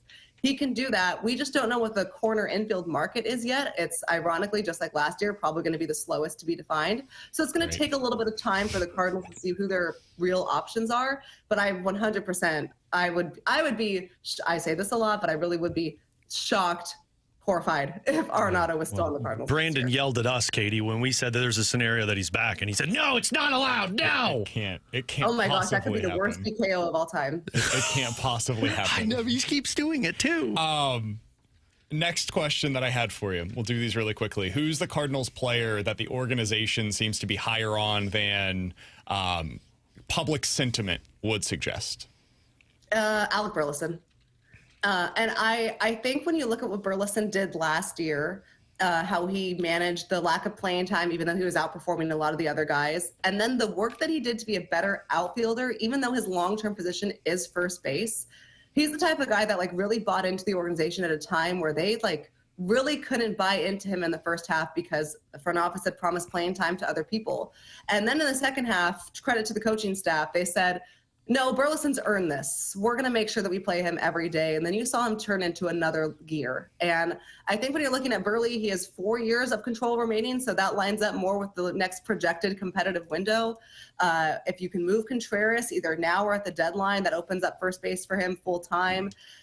Burleson isn't a player that you build your franchise around. But he is one of those key supplementary players that the Cardinals were often so good at developing that good teams have. So, no, they're not going to build their entire franchise around Ivan Herrera and Alec Burleson, but they want Alec Burleson to be a part of the piece going forward. And that's why you're just not hearing as much about him in trade rumors as you are the other three lefties. They are really, really high on him. Katie was our guest here on 101 ESPN. All right, Katie, I was just thinking about this. Our annual tradition on opening day used to be... Oh, my gosh. We'd have Michael Gersh Yeah. And then we'd have Katie Wu. Katie would walk over after all of the pregame stuff, the interviews and everything, to join us at the Budweiser brew house. And then she'd walk back over for the actual pregame festivities for the Cardinals game. We had Gersh. Now they're both gone. Last year we had Bill DeWitt III. I guess that's going to be our new tradition we need we're to get starting They choose to Bill. They choose to Bill. Yeah. Gersh and I going out, best friends to the end. She's going to love that. You bringing him with you too, Katie? Jeez. Are you breaking news here? Is Gersh going to the He's Dodgers? very much still with the organization. He is still with the organization. I'm just kidding. Katie, I hope you know that you've broken my soul But with one this of decision. the pieces of that tradition was Katie giving us her prediction of the guy that was going to have this great season. Yeah. So let's do this right now. Katie, who is the player in 2026 that will experience some level of a breakout season for the St. Louis Cardinals? How did I do with those predictions? I don't think very well. Well, T-Bone typically goes T-Bone, 1 for 3. T-Bone's so. always terrible on 4 of them. Every year, Gorman, 40 bombs. Every year. It's going to happen this year, Katie. Ooh, okay, we love the consistency, T-Bone. Let's go with Kyle Leahy. I really think that he has an opportunity to be a middle of the rotation starter. And the way that the rotation looks like right now, not great. But I like what the Cardinals are going to do here with Leahy, because developing your own pitching is something that winning clubs have to do. They clearly feel like they saw something in Leahy. They saw this back to last year. I remember we were going through at spring training with some of the pitching coaches, guys that could make the roster, and I didn't have Leahy on there, as Leahy likes to remind me. And they all of them were like, no, you need to put him on there. You need to put him on there. You're not looking at this right. And then we went into the starter conversation, and I was like, you know what? I get it, but what's the upside in doing this? And they went through all of these things. They're like, once again, you're wrong. And I was like, okay, let's talk it through. And at the end of the year, I was like, what's crazy is that you guys were all right. And I think Leahy could be an impact middle rotation starter. They kind of need him to be. They don't really have a lot of other options at the moment. But this is my makeup to Kyle Leahy for being ill-informed about what his ceiling was. I'm looking forward to see what he does as a starter next year. I lied. I've got one quick follow-up on that. Who's starting opening day for the Cardinals? Who starts opening? Oh, my gosh. I was just talking about this. Is it McGreevy? It might be McGreevy. Great quote, by the way. The opening day, post game, if that's the case, is going to be great. Okay. I wonder if the Cardinals have not, if the opening day starter next year is not currently on this team, if they're going to go out and ironically go get the kind of starting pitcher that John Mozeliak had gotten as rotation changers. That's kind of where I feel like they're shopping. And this actually is the year where those moves make sense. Say it with me, Katie. Miles Michaelis. Oh, no. No, I actually, no, not that. Yes! Great dismount. Katie, we appreciate the time, as we do each and every time that you're on with us. We'll certainly have you on again in the future. You're not going away, but you are going to be traveling just a little ways to cover one of the best teams in Major League Baseball. We wish you nothing but the best. We said this yesterday as you announced it officially. We can't thank you enough for everything that you did for our show. You made us better. You made things that our show was able to do possible. You got audio for us. You helped us kind of stay informed as you're around the club day to day. So we cannot thank you enough. We wish you the absolute best as you travel out there to LA. We'll talk with you again soon.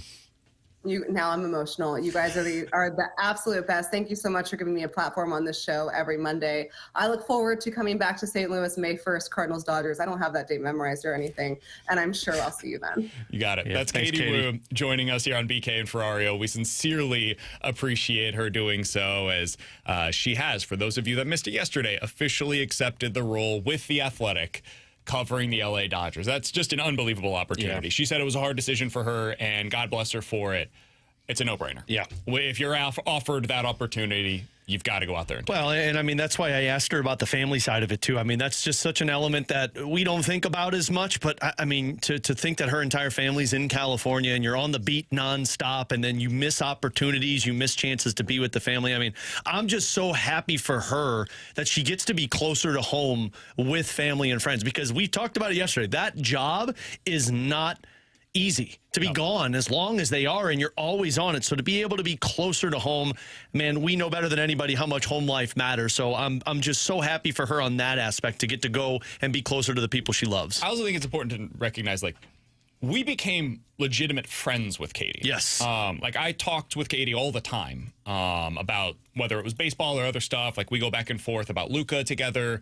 I would consider Katie to be a friend. And so the fact that we were able to develop that professional relationship, obviously, that was what everything came from, but also a personal relationship. I'm incredibly happy for her to go get this opportunity, and I think she's going to do fantastic work with the Dodgers. All right, coming up in about 10 minutes, we'll get into the junk drawer, but next, how much does high school recruiting even matter anymore in college football? We'll get into it next year on 101 ESPN.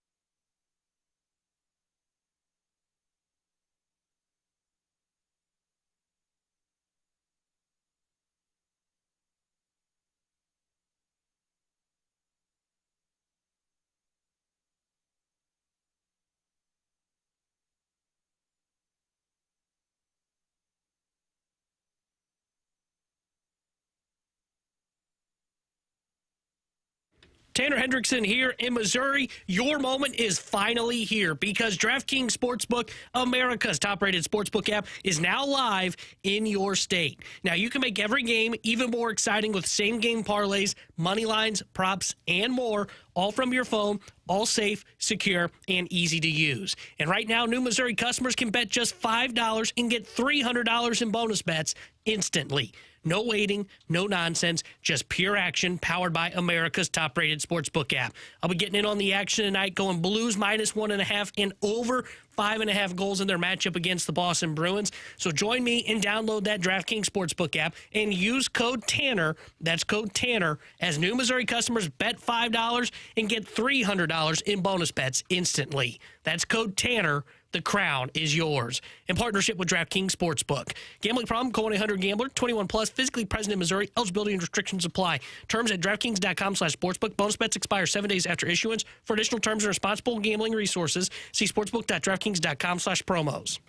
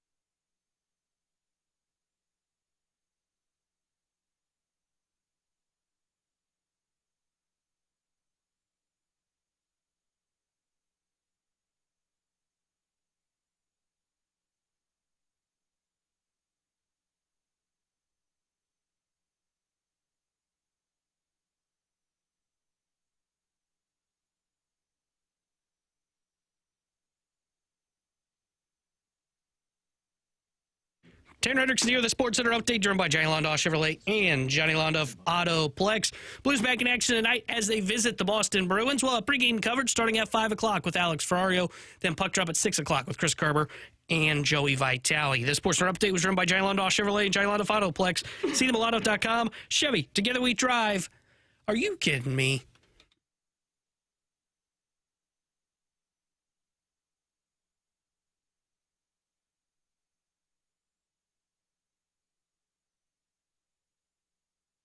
All right, so T-Bone was telling us about how Illinois had an awesome high school football recruiting class. 21st in the country, at least according to one ranking. Means a lot of 3 and 4s.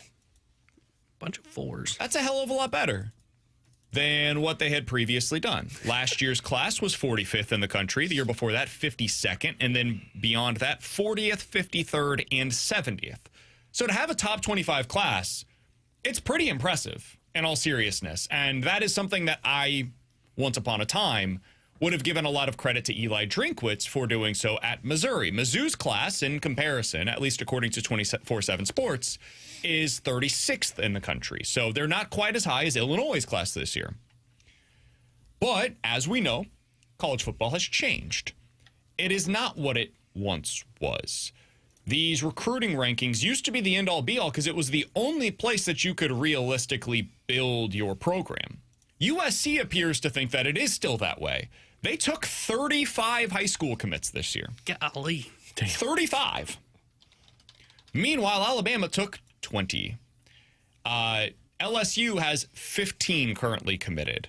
So most schools are kind of in that 15 to 20-ish range. Illinois was at 30 this year. So they are investing heavily in high school recruiting, which is going to lead to a better recruiting base. How much does this matter?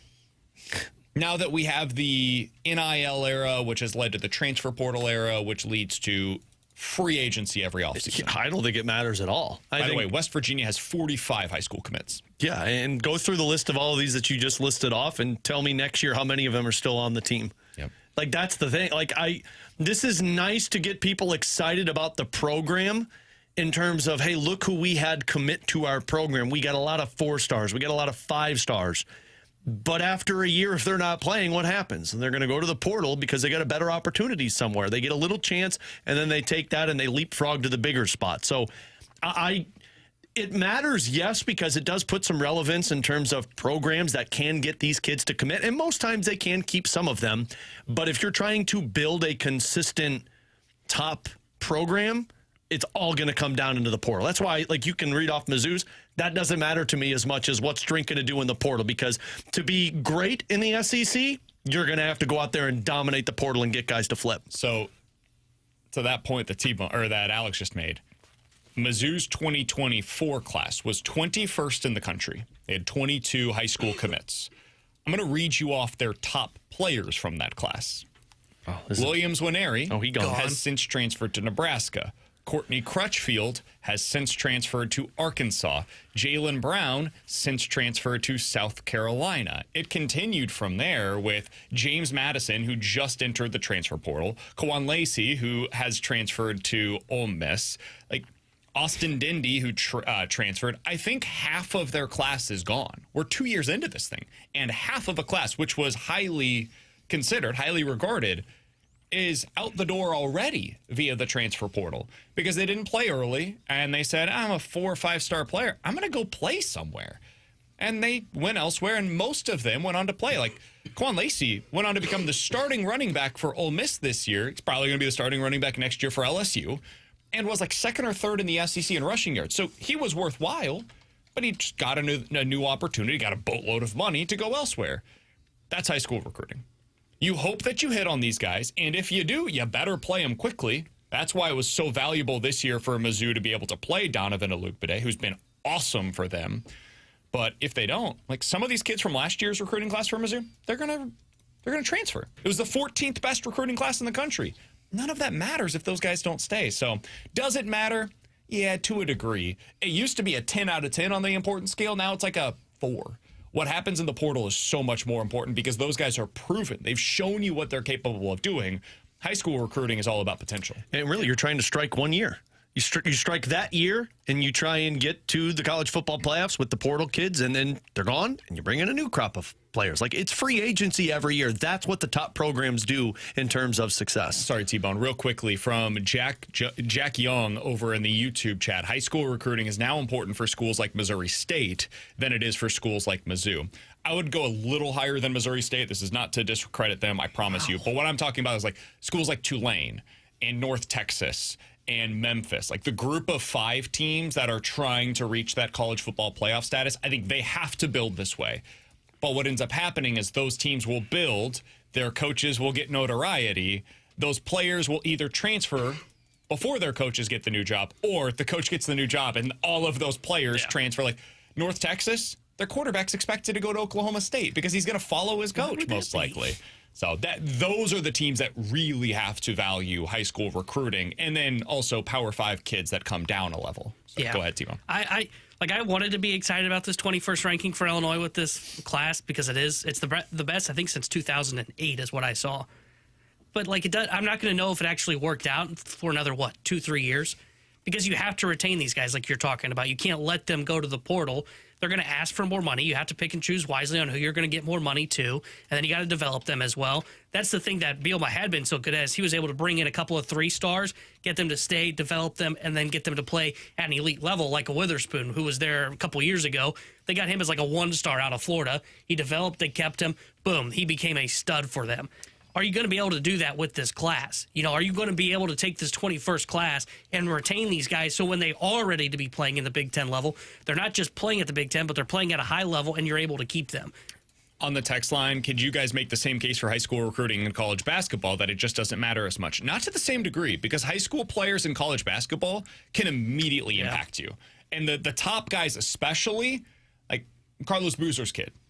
He's immediately building Duke into a nationally relevant program. Not that they weren't before, but they are like a contender this year because they have him. It's why I'm very excited about Mizzou's recruiting class for next year, which is #1 in the country. They have 3 kids probably that could legitimately start for them next year. One of them could be a top 10 player in the country. So that is different than college freshmen, which, as I mentioned with Matt Zollers, typically stink. They're typically horrible, and it requires a year of getting ingrained at the college level, getting into the college strength program to become what they're going to be down the road. Typically, you see that year 1 to year 2 jump at the college football level, whereas in basketball, kids can come in, and because of the one-and-done rule, they can just leave after that first year. There's no guarantee that the best players will remain and transfer. In college football, you're required to be at that level for 3 seasons. So if you do come in, star as a freshman, you could then just enter the portal as well, and now somebody else has you for 2 more years. The same advantage isn't there in the portal via the collegiate basketball route. By the way, some big news for Mizzou football. Did you guys see this? No. Tigers, a day after the 2026 National Signing Day, have their first 2027 high school commitment. Guess what position, T-Bone? Quarterback. A quarterback out of Nebraska, Omaha, who did hold an Illinois offer, by the way. Oh, my family. Chose to attend Mizzou. He's the number 29 quarterback in the country, according to 24/7 Sports. He's a 3-star recruit, 6'1", out of the Omaha area. He is the first commit in the 2027 class. Come for on, Mizzou. can we aim a little higher here? Seriously. Especially at the QB spot. He is listed ahead of the current quarterback commit at Indiana, and I trust Kurt Cignetti. So, do you? Man, a lot of these guys are already committed. Illinois already has I think they've got a couple already. A top 150 kid committed at the quarterback position out of Utah, Salt Lake City. Man, Utah can't even keep their own. 6'3", 215 pounds. That's our next stud. No, quarterback. Quarterback out of Utah. It's your next Luke Altmaier? Committed for 2027. Bama has a quarterback commit. Ole Miss has a quarterback commit for 2027. He'll probably be stopping. Guess that's going to change. Going to LSU, I would imagine. LSU does already have a 4-star quarterback commit for 2027. What a time to be alive. All right. Coming up in 15 minutes here in BK and Ferrario, the Blues are going back to Binnington tonight. What does Alex think of that decision? We will, by the way, get into Beat the Blues coming up at 1:15. It's Thursday. That means we will have our weekly game of Can You Beat the Blues? Text in right now, 314-399-9646. That's the Air Comfort Service text line. If you text in I Can Beat the Blues to that number, We're going to pick at random for a few contestants to go up against Jordan Kyrou today and beat the Blues. Coming up next, it's The Junk Drawer here on 101 ESPN.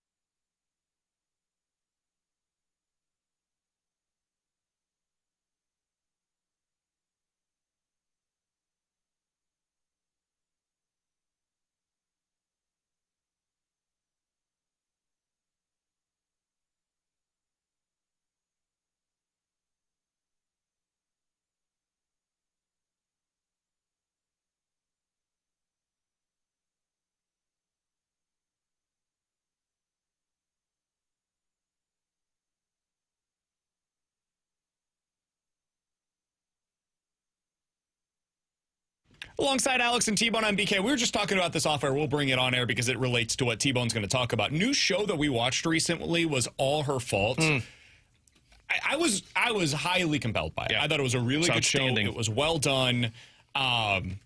It had us kind of on the edge of our seat the whole time. It is based upon a book. So if you haven't seen it yet, definitely recommend it. I would say I'll give it 3.5 out of 5 popcorns. Definitely worth your time. Ooh, popcorns is our new measuring Popcorn thing. meter. Huh? Okay, I like that. I'd give it a 4. I mean, in terms of, look, it takes a lot for somebody who doesn't watch a lot of television to be invested as much as I was.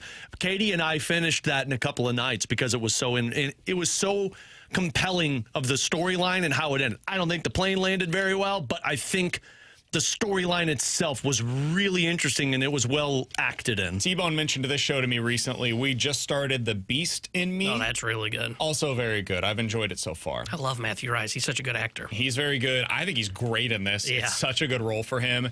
And the main character from Homeland is also the main character in this. I've really enjoyed that one as well. And we're watching Pluribus as well, but that's kind of a weekly reveal. Next one comes out on Friday. I also recommend that one. We've got some good TV shows coming out right now. And T-Bone, that leads us to your list today for the junk drawer. What do you have for us, my friend? So I saw a list today because, we're getting to the end of the year, so we got to have all our lists that come out. Obviously. So this was the top 10 shows of 2025. Now, it's not ranked 1 to 10. It's just 10 shows that they put out that they believe are the top 10. So I'm curious how many of these you guys have seen. My guess is I'm going to go the under on this for Ferrario of 1.5. The first one they listed in their top 10 was Andor, Season 2 from Disney+. Nope. Loved it. Never Very saw Thought it. it was fantastic. It's the one that got us into the Star Wars universe. Yeah. I had never really gotten into it in I'm not my a Star Wars history. guy. Thought it was great. I saw It's- the originals and that was it. even if you're not a really Star good. Wars fan, it's a excellent TV show. The next one is, you just mentioned it, Pluribus. It is on this list in the top 10. Of course, that one is on Apple TV. The next one, I've never heard of this one, Common Side Effects. Adult Swim is what it is on. The Lowdown, which I just started on FX. First episode was solid. Follows like a reporter, works for a small Never heard of company this. in, I think it's Tulsa, Oklahoma. I'm 0 for 4 right now. Ethan Hawke is the one that stars in it. Hawke, excuse me. Yes. Hawking. You're thinking of Stephen Hawking. Yeah, Ethan Hawke is the one that stars in it. It was interesting. I'm going to see if I can continue more. Dying for Sex from FX was on this Never list. heard of that. Never heard of that one either. Long Story Short of Netflix, an animated show in the top 10. I don't watch animated shows. So we're other still than South waiting Park for and your Family first Guy. one here. Yeah, I'm 0 for. Pee-wee as himself on HBO. Is that Cracks about the Pee Wee top Herman? 10. I have no idea. I have no Find out. idea. seen that one either. I feel like I've heard about this. Yes, it is. Apparently, writer Yeah, must okay. have. Writer knows. I have not seen this, but it was in my queue because I used to watch Pee Wee Herman when I was growing up. The Rehearsal on HBO in That the one's top 10. good. It's I've never even weird. heard of it. What's this Nathan one? Felder's great. He's awkward. He's uncomfortable. The show is kind of a spoof, but also you can't tell what's real and what's not because he's so good as this specific kind of role. It's basically about airplane crashes and why they're taking place at such a high level. So you knew this played for me. Oh, yeah. Now I know and he why was you watched talking it. about, like, the whole concept is the relationship between the pilot and the co-pilot, and how the co-pilots have a feeling of anxiety about saying anything, speaking up when something is going wrong. And he talks about how that same thing exists in relationships. And it goes through all of these different things. The first season was excellent. This one I thought was really good as well. But the first season was like kind of controversial. He took like babies and put them through a whole like life experience in this like rehearsal, quote unquote. You almost have to watch it to understand it. Yeah. This season I thought was very good, and it was much easier to grasp. Also, part of it was he's deep for me. probably autistic, and part of the show is finding out about how people live with autism, and he like takes the autism test, but he kind of fails it, but he doesn't want to believe it. So there's a lot of levels to the show. It's excellent. Sorry, I just took up way too much time, but it's a very, very well done. Man, I don't even want to watch it now. The other two that wrap up the top 10, The Pit, which is on HBO Max, So good. And My favorite show from this year. and Severance, which is on Apple TV, and that's the top 10. 0 for 10. Really? I for thought 10. Severance was good. This season, by I've the end, heard I of just don't know Severance. if I'll probably watch the next season, but I don't know that I care about where this story's going. It I've takes a lot seen to get two me of into a these. show. Severance I saw, and Andor, and then I've started two of them. Like I mentioned, I started The Lowdown. It's interesting. I might continue. Pluribus. I don't know if I'm going to continue that one or not. Really? Yeah, I'm not sure. I might. We'll see. But yeah, so I've seen 2 and I've started at least 2, so I'm about 50% there. There's some really good shows this year. It was a good TV calendar year. I'm very much looking forward to The Pit coming back out. I think in January or February is when season 2 will arrive. And that's one of the shows that I'm most looking forward to watching. YouTube chat, John Scores. Nerd! I love, like, the high-level television. That sounds so much more hoity-toity than I mean for it to, but like prestige TV is what a lot of people call it. I really enjoy it, and I prefer it almost to movies. They also came up with a bunch of honorable mentions. How many of these do you think I have to read before I get to one Alex has seen? 7. You want to do it real quick? Let's hit me. Alien Earth on FX. Nope. The American Revolution documentary, PBS. Nope. The Chair Company, HBO. Nope. I've heard good things about that. Never seen it. I've never heard of it. Death by Lightning, Netflix. Heard of it? Nope. Hacks, HBO Max. Nope. Hal and Harper, Mubi. Nope. King of the Hill, Hulu. Nope. Murderbot, Apple TV. Nope. That one I did not like. I watched the whole thing, and I decided by the end I'm not a fan. North of North, Netflix. Nope. Platonic, Apple TV. Nope. South Good Park, show. Comedy There Central. we go. All right, Ding, we ding, found ding, one. ding, ding. Watch the new There's season. only It was 3 more to phenomenal. go. There What was were the only other 3 three? more to I'm go. just curious. The Studio on Apple TV. Yeah, I watched it. It was not good. The Bear. No, didn't watch that. I Haven't couldn't get watched into this that. season. I couldn't get Really? into it. It was too slow for me. Sorry, there was 4 more. Foundation, which is on Apple TV, and then the other one, Paradise, on Hulu. But watch which we Paradise. Paradise I like. Yeah. Paradise I I'm liked. I curious just to see where they're going now. I don't want to watch the second season because I feel like it's going to be bad. I could see it going either way. It fell into the honorable mention, but it fell into the honorable mention of flawed, but It's kind of like fascinating. what it's kind of like what Night Agent is. Like after I watched that first season, I'm like, okay, there's no more ways you can go with this. Second was like, okay, but I'm not even looking forward to the third one. Movie, not a TV show. T-Bone recommended this one to me, and he said, I'm curious to hear what you think about this. House of Dynamite was good. Oh, did you watch it? I liked it. Oh, we got to talk about that off air. I liked it. I actually thought it was a great movie. One of my favorite movies that I've seen recently. I was so pissed at the end of it. I'm sure you were, but so pissed. So I can't really is say. like You being can't a- say that's the part. this is like you being a can't part say of an anything unless inside you see joke it. that I'm- You can't say. Spoiler. Oh no, don't. No, don't but do not it. actually a spoiler. No, no, you're gonna spoil. They ended it the only way you can. There's no other way you can end that movie. It's What? the only way that you can end. And anybody that's watched it knows That's what your we're talking worst take about. ever, and you've had a No. lot of bad It's ones. the only way that you can end the movie because there's no other way to end it. That's it. What? I'm No, excited that's for the wrong. next Man, Scream I would movie really that's love coming to out. talk about this further on the show. I know, but you can't. Somebody on the text line agrees with you, T-Bone. Ending is absolutely awful. Thank you. I disagree. It's the only way you can end it. That's literally not true. It is, though, Brian, will because you please watch this? Apparently, I'm going to have to decide on this. It's only like an hour and a half. you You can make it. I can make that end one. it that way because it doesn't matter what you do. The answers are all wrong. His answer to the question that is presented to him, no matter what he chooses, is wrong. See, I think you're Because there is no acceptable response. The response is it's over. It's over for everybody. We weren't prepared for this situation because there is no preparing for this situation. So I'll tell you what I want to watch I want to watch that P. Diddy documentary that 50 Cent put out on Netflix. That's the one I'm going to probably check out next. somebody He's got to watch this movie. Apparently, it's 90 minutes, man. I got to figure next it out. episode of Movie Boy would be defending House of Dynamite ending. If that is something that is controversial out there, I'm more than happy to be All this right, one. apparently, I'm going to have to be the judge, jury, and executioner on this. So Jackson, I'll have we're to watch it inviting this ourselves weekend. to your podcast. And then I'll Alongside decide. Alex and T-Bone, I'm BK. It's BK and Ferrario here on 101 ESPN. Coming up next, I had a much stronger takes on movies and TV shows than I do about this. The Blues are going back to Jordan Binnington. Do we like it? We'll talk about it next year on 101 ESPN.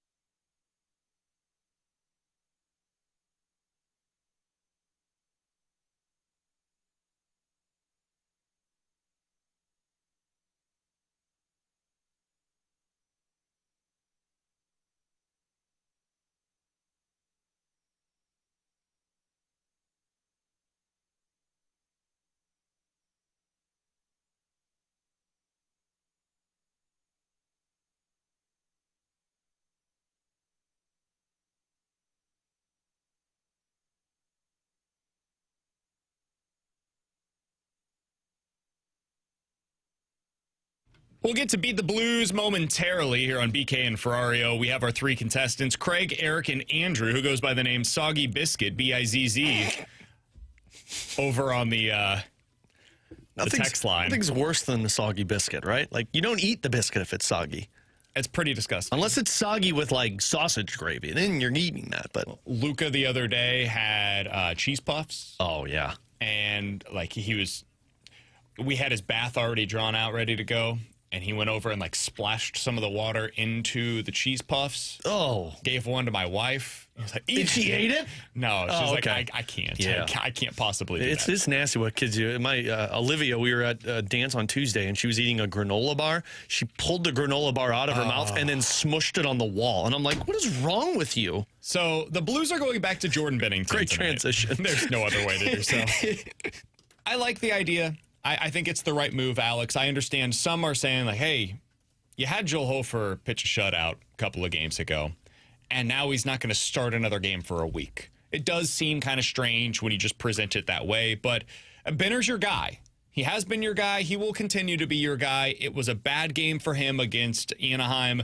I like going back to him against Boston here to just get that taste out of his mouth. You got the back-to-backs. You're going to see both of them this weekend anyways, so I'm cool with this. What did you think of the decision, Alex? I'm cool with it as well. I think this is also Jim Montgomery understanding, everything that's taken place with Binnington and the noise around it, which shouldn't even be noise. Give him a chance to go out there and respond after being pulled 10 minutes in. This, to me, though, can go one of two ways. Binnington goes out there and is just lights out because the fire has been lit. We know how he is in that scenario. Or this gets ugly and Jordan Binnington turns his antics and everybody complains about it. Like, to me, there's one of two ways that this one goes. I have no qualms about it. I would have started Joel Hofer in that game against the Ducks. Yeah, you said that beforehand. That's the one that I would have gone with, and then Binnington starts here, and then he gets 2 of the 3.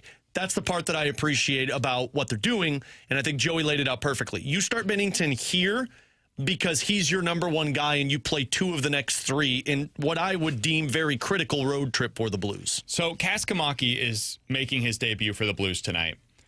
What do you know about him? You've been hyping this guy up for like 2 years. Just to peel back the curtain, when we do the prospects camp, at the beginning of the camp, we go through the rosters to find out, okay, who should we interview? Who is worthwhile for us to get on? And sometimes it's just, hey, the top prospects we need to have on. Right? Mm-hmm. Like we're going to have Jake Neighbors at the time needed to come on, Dvorsky, etc. Kaskamaki's a name for like 2 years now. Alex has said at the beginning, got to have this guy on because the Blues keep telling me he's going to be somebody that plays. Yep. And every time I'm like, Alex, I don't believe you. I don't believe that that's going to be the case. Well, here he is. He's up. What can Blues fans expect when he gets onto the ice tonight? So everything that I have heard about Kaskamaki is they love how responsible he is with the puck. Like, defensively, he's always in the right spots. He's always seems to be a go-to guy in that area. But when he was drafted, the hype of Kaskamaki was how good he was in the transition game and offensively how gifted he was. And that's why I asked Joey when we had him on earlier, which you can go back and listen on the podcast, I asked him about Finnish players. Because if you look through, like, some are elite, you can't even talk about it, but there are some that just kind of glide through games that you forget that are there, but are always affecting games. Like, the one that I'll put into comparison with what Kaskamaki could be, let me emphasize the could part. Go over to the Florida Panthers and look at Eetu Luostarinen. Different player because Luostarinen is 6'3" and 191 pounds, and Kaskamaki is smaller. But Luostarinen is a guy that over the last few seasons has been a two-way forward that they can rely on, that can provide offense for them. I don't know what Kaskamaki is going to turn into. Frankly, I'm not going to be judging him off of what he looks like tonight. But to me, this is a guy that I've been told has offensive upside because he's just got a knack for shooting off the transition and going to the front of the net. And defensively, he's a very sound player. This is the kind of piece that the Blues have been very good at developing. Yeah. Over the years, where it's not a highly sought-after prospect. It's not a guy that they drafted in the first round, but they find him, they identify him, they develop him, and suddenly you've got a middle 6 forward. Yeah. Those are super valuable, especially if they're cost controlled. So it'll be fun to see him. Debuts are always great. We'll break that thing down for you tomorrow as we do so here on BK and Ferrario. By the way, the Last Minute Blues podcast, latest edition, is up for you right now at youtube.com/101ESPNSTL. They have a live show coming up on Tuesday, December the 16th at Hot Shots in Fenton. They're doing so in support of Operation Food Search. Bring a canned or non-perishable food donation. Score one of the brand new Last Minute Blues podcast stickers, and you can come by, say hello to Alex, JR, Donnie, all of them doing a live edition of the Last Minute Blues podcast. Details for that at 101ESPN.com. It's December 16th at Hot Shots in Fenton. Again, as I mentioned, a new edition of the Last Minute Blues podcast is up, youtube.com/101ESPNSTL. You can also find the latest edition of the Redbird Report over there as well. Coming up next, we're going to get into the latest edition of Beat the Blues. We've got Craig, Eric, and Andrew. They're going up against Jordan Kyrou. We'll do it next here on 101 ESPN.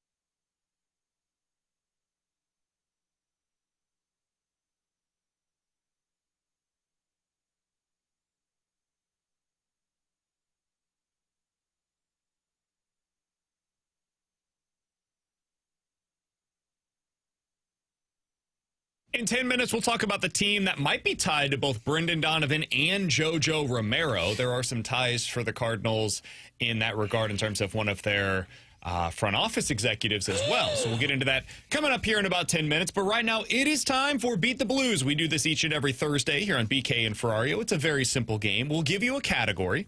You name as many different things within that category as you can in 15 seconds. We'll find out what that score is. Then we will put you up against a St. Louis Blue. Today, that Blue is Jordan Kyrou. And whoever at the end of this game has the best margin of victory will be going home with a signed Jordan Kyrou hockey puck, plus tickets to see the Blues versus the Bruins. That's coming up on December the 9th. Alex, you ready to play? I'm always ready, Brandon. We will begin with Craig, who joins us here on BK and Ferrario. Craig, we appreciate the time as always, man. Hope you had a happy Thanksgiving. How you doing today? Doing great. Had a great Thanksgiving. Spent time with the family. I love to hear it, Craig. You are enthusiastic right now, and I love it. I enjoy when people come on here and they're like, let's go. Craig's having Time a to beat the great Blues. Thursday. Let's do this, Craig. Craig, do you understand the rules of the game? Yes, I do. All right, Craig, your category today. Name as many things as you can. Places that are crowded. Name as many places that are crowded as you can in 15 seconds. On your mark, get set, go. Plane, elevator, bus, train, car, phone booth, airport, bus station, restaurant, church.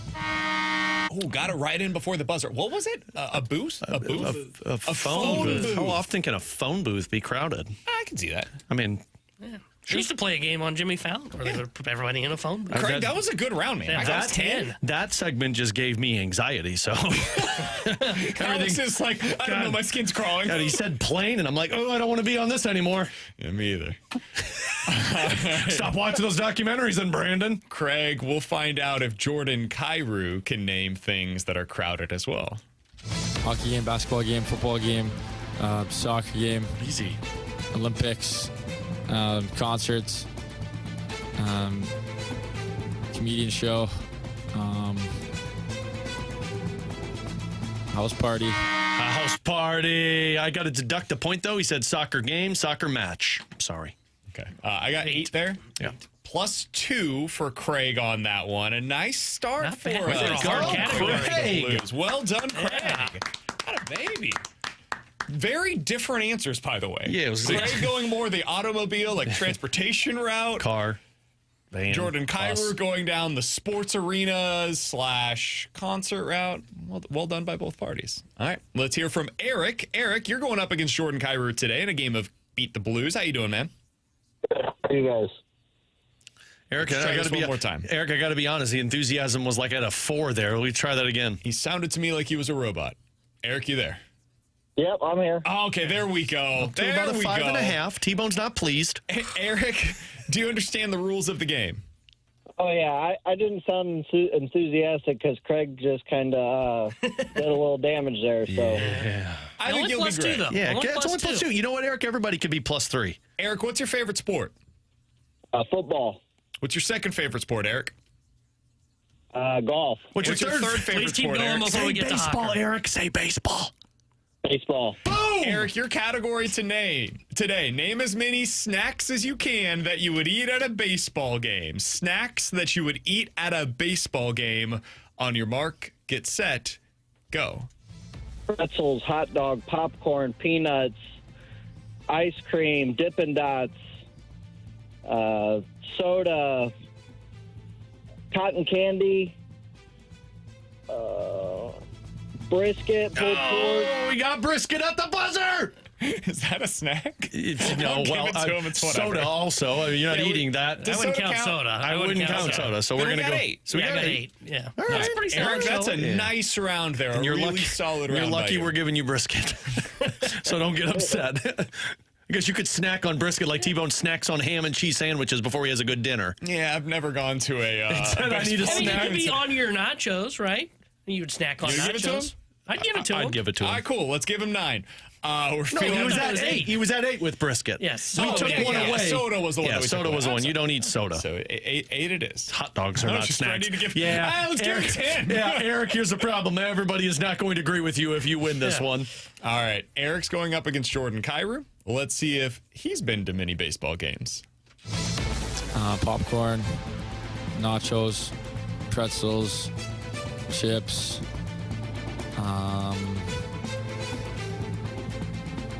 Jordan. That's all I got. Boy. Wow, you got 4. Eric should have shown a little bit more enthusiasm. Yeah. That's a plus 4. There we go. Craig, I still hope you have a wonderful Thursday and have a great rest of your weekend.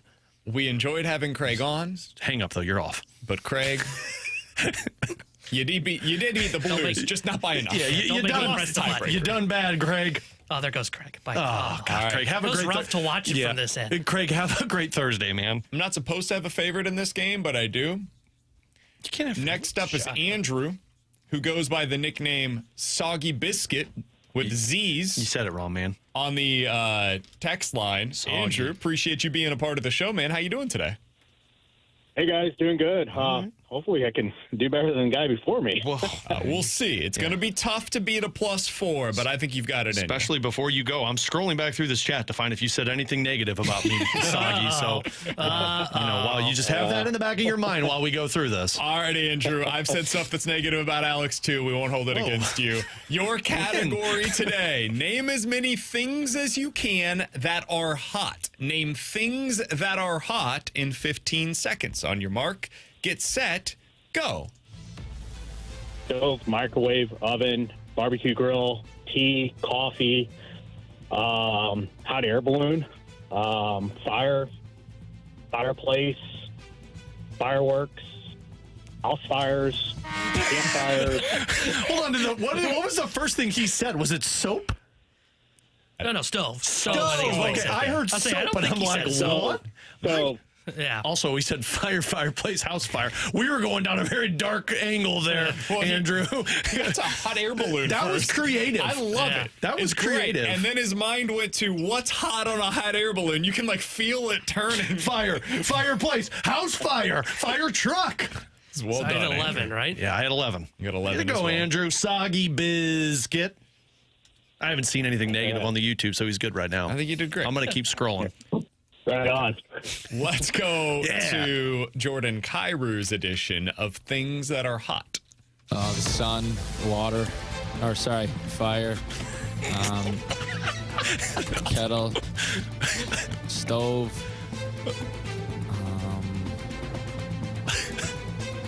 tea. We can give him water, though, right? I was going to say, I think Water's right. technically speaking, but I don't know why he mean, went from sun to water to. I got a 6 for him. Yeah, I had 6 if we're going to give him the water All right. one. That is a +5 for our guy, Soggy Biscuit. Well done. Let's go. All right, man. You are going home with a signed Jordan Kyrou hockey puck and tickets to the Blues versus the Bruins on December the 9th. Here's the follow-up question for you. Have you ever sent in a text to us on our text line saying to trade Jordan Kyrou, Andrew?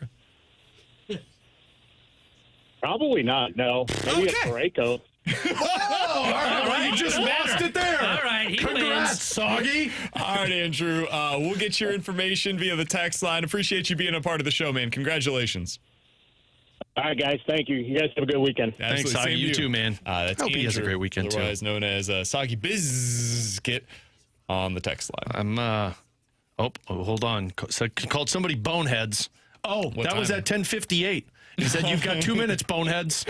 I like it. I don't even need to do any more research, Andrew. You're good, buddy. All right, if you guys want to be a part of Beat the Blues, you can do so next week as a part of our show, 314-399-9646. Go ahead and put that into your phone right now. Text in next Thursday, and you could be going up against a Blue to win some Blues hockey Nick tickets Bukestad next week. and a Nick Bukestad signed hockey puck, who's back into the lineup. By then, he might have 6 goals. Might be top 3 in the team in goals by the time that we play this again We next can week. only signed puck. hope. Rotisserie chicken. There you What? go. Oh, Coming yeah, I up forgot about next, There's a new team that has emerged as a potential match for JoJo Romero and Brendan Donovan. I'll tell you who that is next year on BK and Ferrario.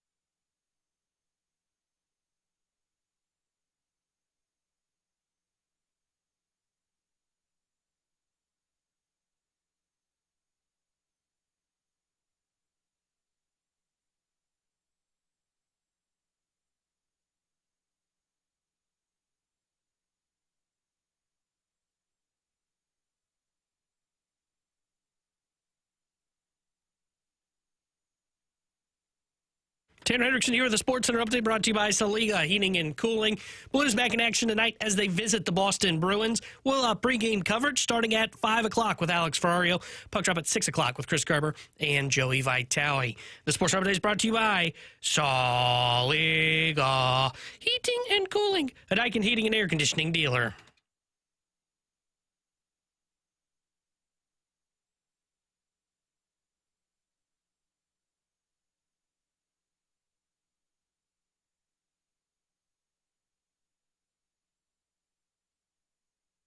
In just a moment, I'll tell you which American League team has been connected to both JoJo Romero and Brendan Donovan via the trade market. But you can join Carey Davis and 101 ESPN on Saturday at the Genesis of St. Charles for an afternoon filled with family, fun, and festivities. This Saturday from 1 to 3 o'clock. Bring the whole family by to hang out with the Blue Crew and Louie. You can even grab a photo with Louie in his Santa hat. Plus, Stevie, you'll have your chance to win 101 prizes. It's Saturday from 1 to 3 at Genesis of St. Charles. Full details at 101 ESPN.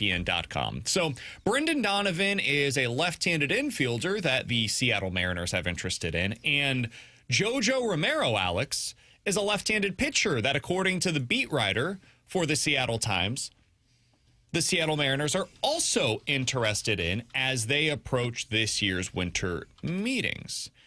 It is worth noting the Cardinals' director of pitching for their minor league system came from Cleveland. The Seattle Mariners. I find this to be highly interesting, Alex. The Mariners are a team that does not like to spend a ton of money via free agency typically. They are more than happy, though, to make trades. Their general manager is a madman in that regard. He's much more like A.J. Preller than he is like a John Mozeliak, for example. The Cardinals and Mariners have seemed to make sense as trade partners and some kind of a position player for pitcher swap for 3 years now. It's just never materialized. They have a ton of pitching depth, including Cade Anderson, who they just took in the top 5 a year ago. I don't think they're going to deal him, but maybe he makes some of their other pitching depth a little bit more expendable. This would be something that I would keep an eye on. The Mariners seem like a perfect fit for the Cardinals if they're going to make a deal of Brendan Donovan this offseason. Yeah, well, and it's funny you said Cade Anderson because that was the first one I looked at, but being that they just drafted him, I have to imagine that one's kind of off the table. But here's the thing. If you're getting Brendan Donovan and JoJo Romero, you're sending close to the equivalent of this type of player back in return. But what I'm wondering is if it's not Cade Anderson, maybe they're going for more of a major league pitcher that's on the Mariners roster to get that guy in their rotation now. And the Mariners are looking at this as, okay, well, yeah, we've got a slew of guys in our minor league system, including Cade Anderson, who might get close to being ready at some point. Maybe that's where you could get that major league talent available because we all know the Mariners have a plethora of guys that are pitching in their rotation now. They do. I don't know that they're going to want to trade one of them in a deal like this. I think they just want to have the 5. They've got Wu, Gilbert, Castillo, Kirby, and Miller. I'm guessing if they're going to trade one of those, it would be Luis Castillo, and he doesn't really make sense to me for the Cardinals. He's 33 years old. Great pitcher. I love him. I think he's a really good starter. But I think he would be the one that would be most likely to go elsewhere. So I do not think that it would necessarily behoove the Mariners to trade one of those guys. I do think, though, the presence of those 5 means that they could deal like Ryan Sloan, who was their second-round pick from a year ago, has a big breaking ball and big-time fastball velocity. They have an ambidextrous pitcher that they drafted in the first round last year as well, 15th overall selection. Maybe he becomes somebody that could be of interest for the Cardinals. I love the idea of it just from a storyline perspective. Like, they've got other pitchers. They've got another one, Teddy McGraw, who was in high A ball last year, has big-time velo as well. They've got just a really deep farm system with high upside pitchers. That's the kind of prospect pedigree that I would be looking for if I'm the Cardinals in return for Brendan Donovan and or JoJo Romero. So it's just a team that I would be kind of highlighting as we get closer to this year's winter meetings. And I do think it'll probably be a guy that's a little further away than the major league level. That's the number one team I would be targeting from the Cardinals because you know what they have in their pitching system. You know how successful they are. And whether it's a major league guy, which, I mean, I wonder if that's where the Seattle Mariners go. But if not, I mean, their minor league system, regardless, if you come away with one of the top prospects that's a pitcher in that system, you got to be feeling great if you're a Cardinals fan about what they identified. I'll go ahead and list you where their prospects rank right now in the top 100. Their system's just loaded. So, like, you go down their system, you're like, oh, man, that's the number 11 prospect in their system. Yeah, that's like a borderline top 100 prospect.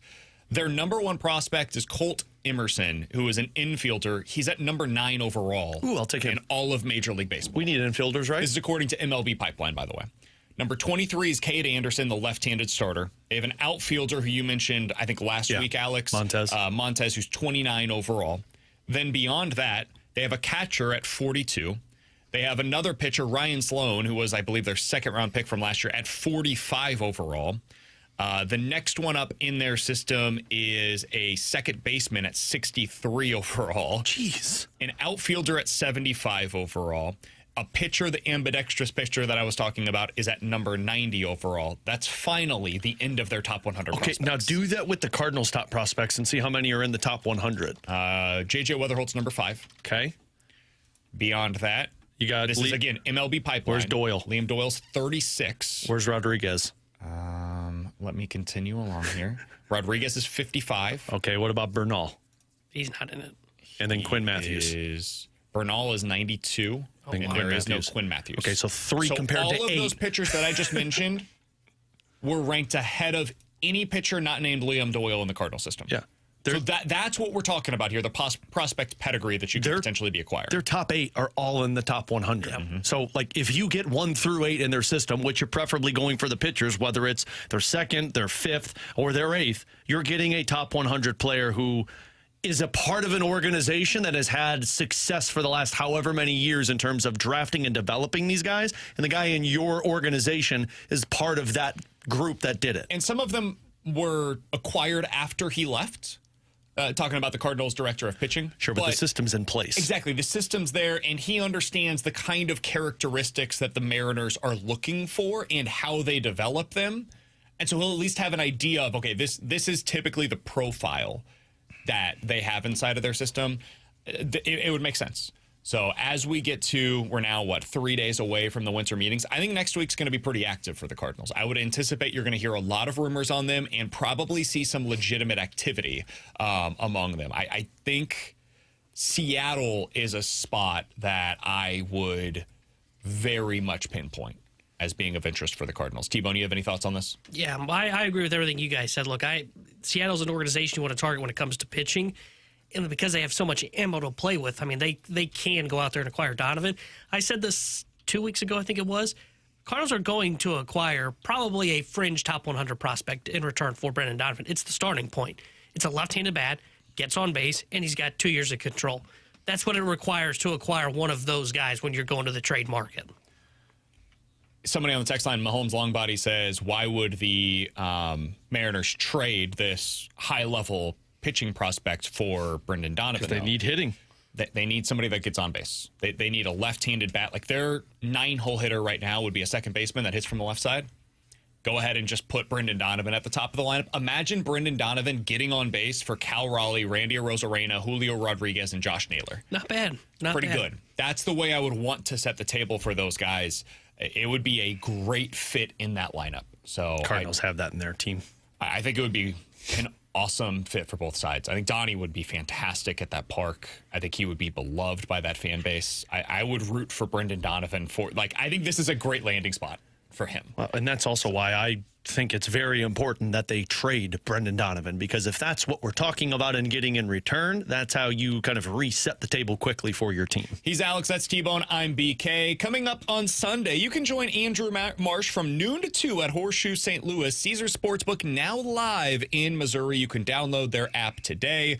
Plus, you can hang out with Andrew Marsh, win a chance for an epic trip to Vegas for the big game. Come check it out in person. Hang out with Marshy on Sunday from noon to 2. It's the Horseshoe in downtown St. Louis. All of the details at 101ESPN.com. Must be 21 or older, present in Missouri. Gambling problem? Call 1-800-GAMBLER. Coming up next, we'll hit the rewind here on 101 ESPN.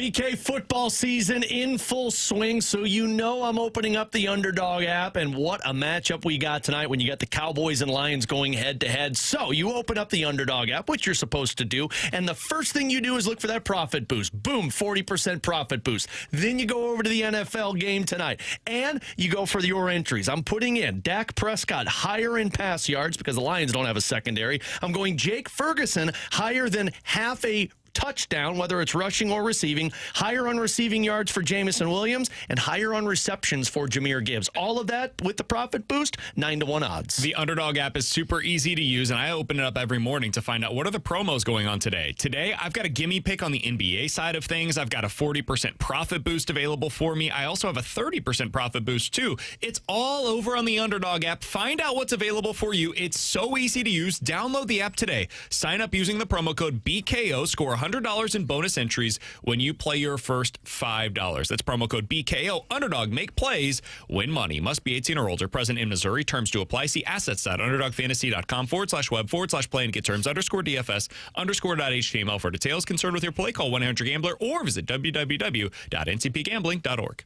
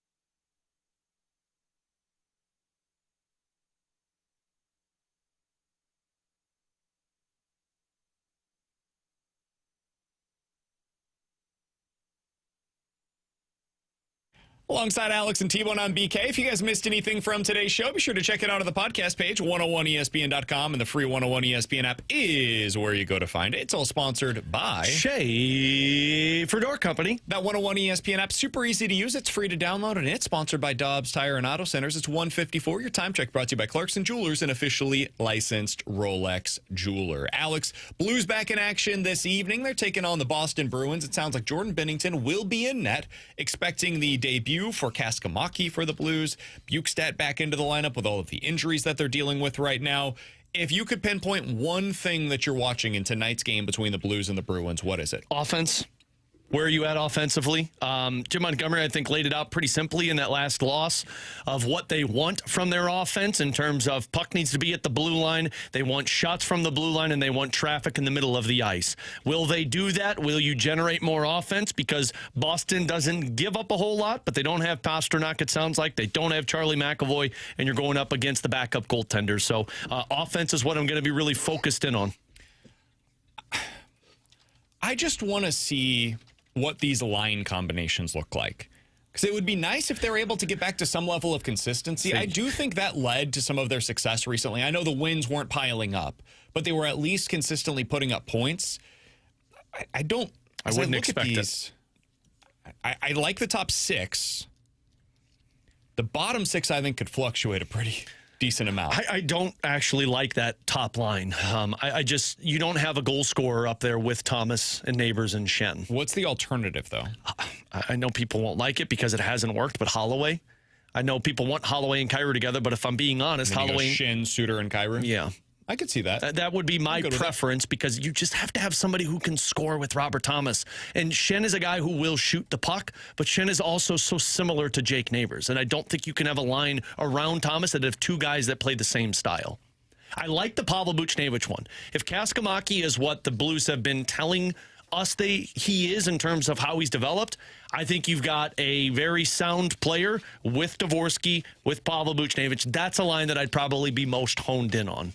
It'll be fun to watch. You'll be able to hear it right here on your home of the Blues 101 ESPN tonight starting at 5 o'clock. Alex will have pregame coverage for you. Puck drop tonight at 6. Again, it's all right here on 101 ESPN. On the NFL side of things, it is the Lions versus the Cowboys tonight. Who do you guys like in this one? It's a 3-point line. Some places have it 3.5 in favor of Detroit. They're the home team. Who do you guys like, Cowboys versus Lions? A big, potential elimination game in the NFC's playoffs. I think the Lions win, but I would take Cowboys in the points. I'm going Cowboys win. I think the Lions are trending in the wrong direction. So I think the Cowboys, whose defense is playing better, gets enough stop. Cowboys put up points. They win this one. I know I said earlier today, I think the Lions are the team that could go on a run. I like the Cowboys in this spot. They've had the full week to prepare for it along with the Lions, but I think the Cowboys are on the up and up here. That offense is really hard to stop, and I just don't trust Detroit to get enough stops in this specific game. So I'm going to take the Cowboys. I like them straight up and, obviously, with the points. Check it out over on the Underdog app. Promo code BKO if you'd like to get your plays down for tonight. T-Bone, anything else that you'd like to say about tonight's game? Well, if you're going to get on the action, I would download the DraftKings app and use promo code Tanner. No, he just told you Underdog. Promo code Bet BKO. 5, get 300. Do both. Doesn't get any better than that. That's called money on both sides. Alongside Alex and T-Bone, I'm BK. Each week, the Fastlane and the Riz Show battle it out in the Pick'em Challenge. Sometimes they all come together. You can join CD and Rafe tonight from 6:30 to 8:30 at Hot Shots in Fenton. Come watch Thursday Night Football. Enjoy a cold Bud Light. It's Thursday tonight from 6:30 to 8:30 with CD, Rafe, and Bud Light at Hot Shots over in Fenton. For Alex and T-Bone, I'm BK. We will talk to you guys tomorrow at 11 a.m. The Fastlane's next here on 101 ESPN.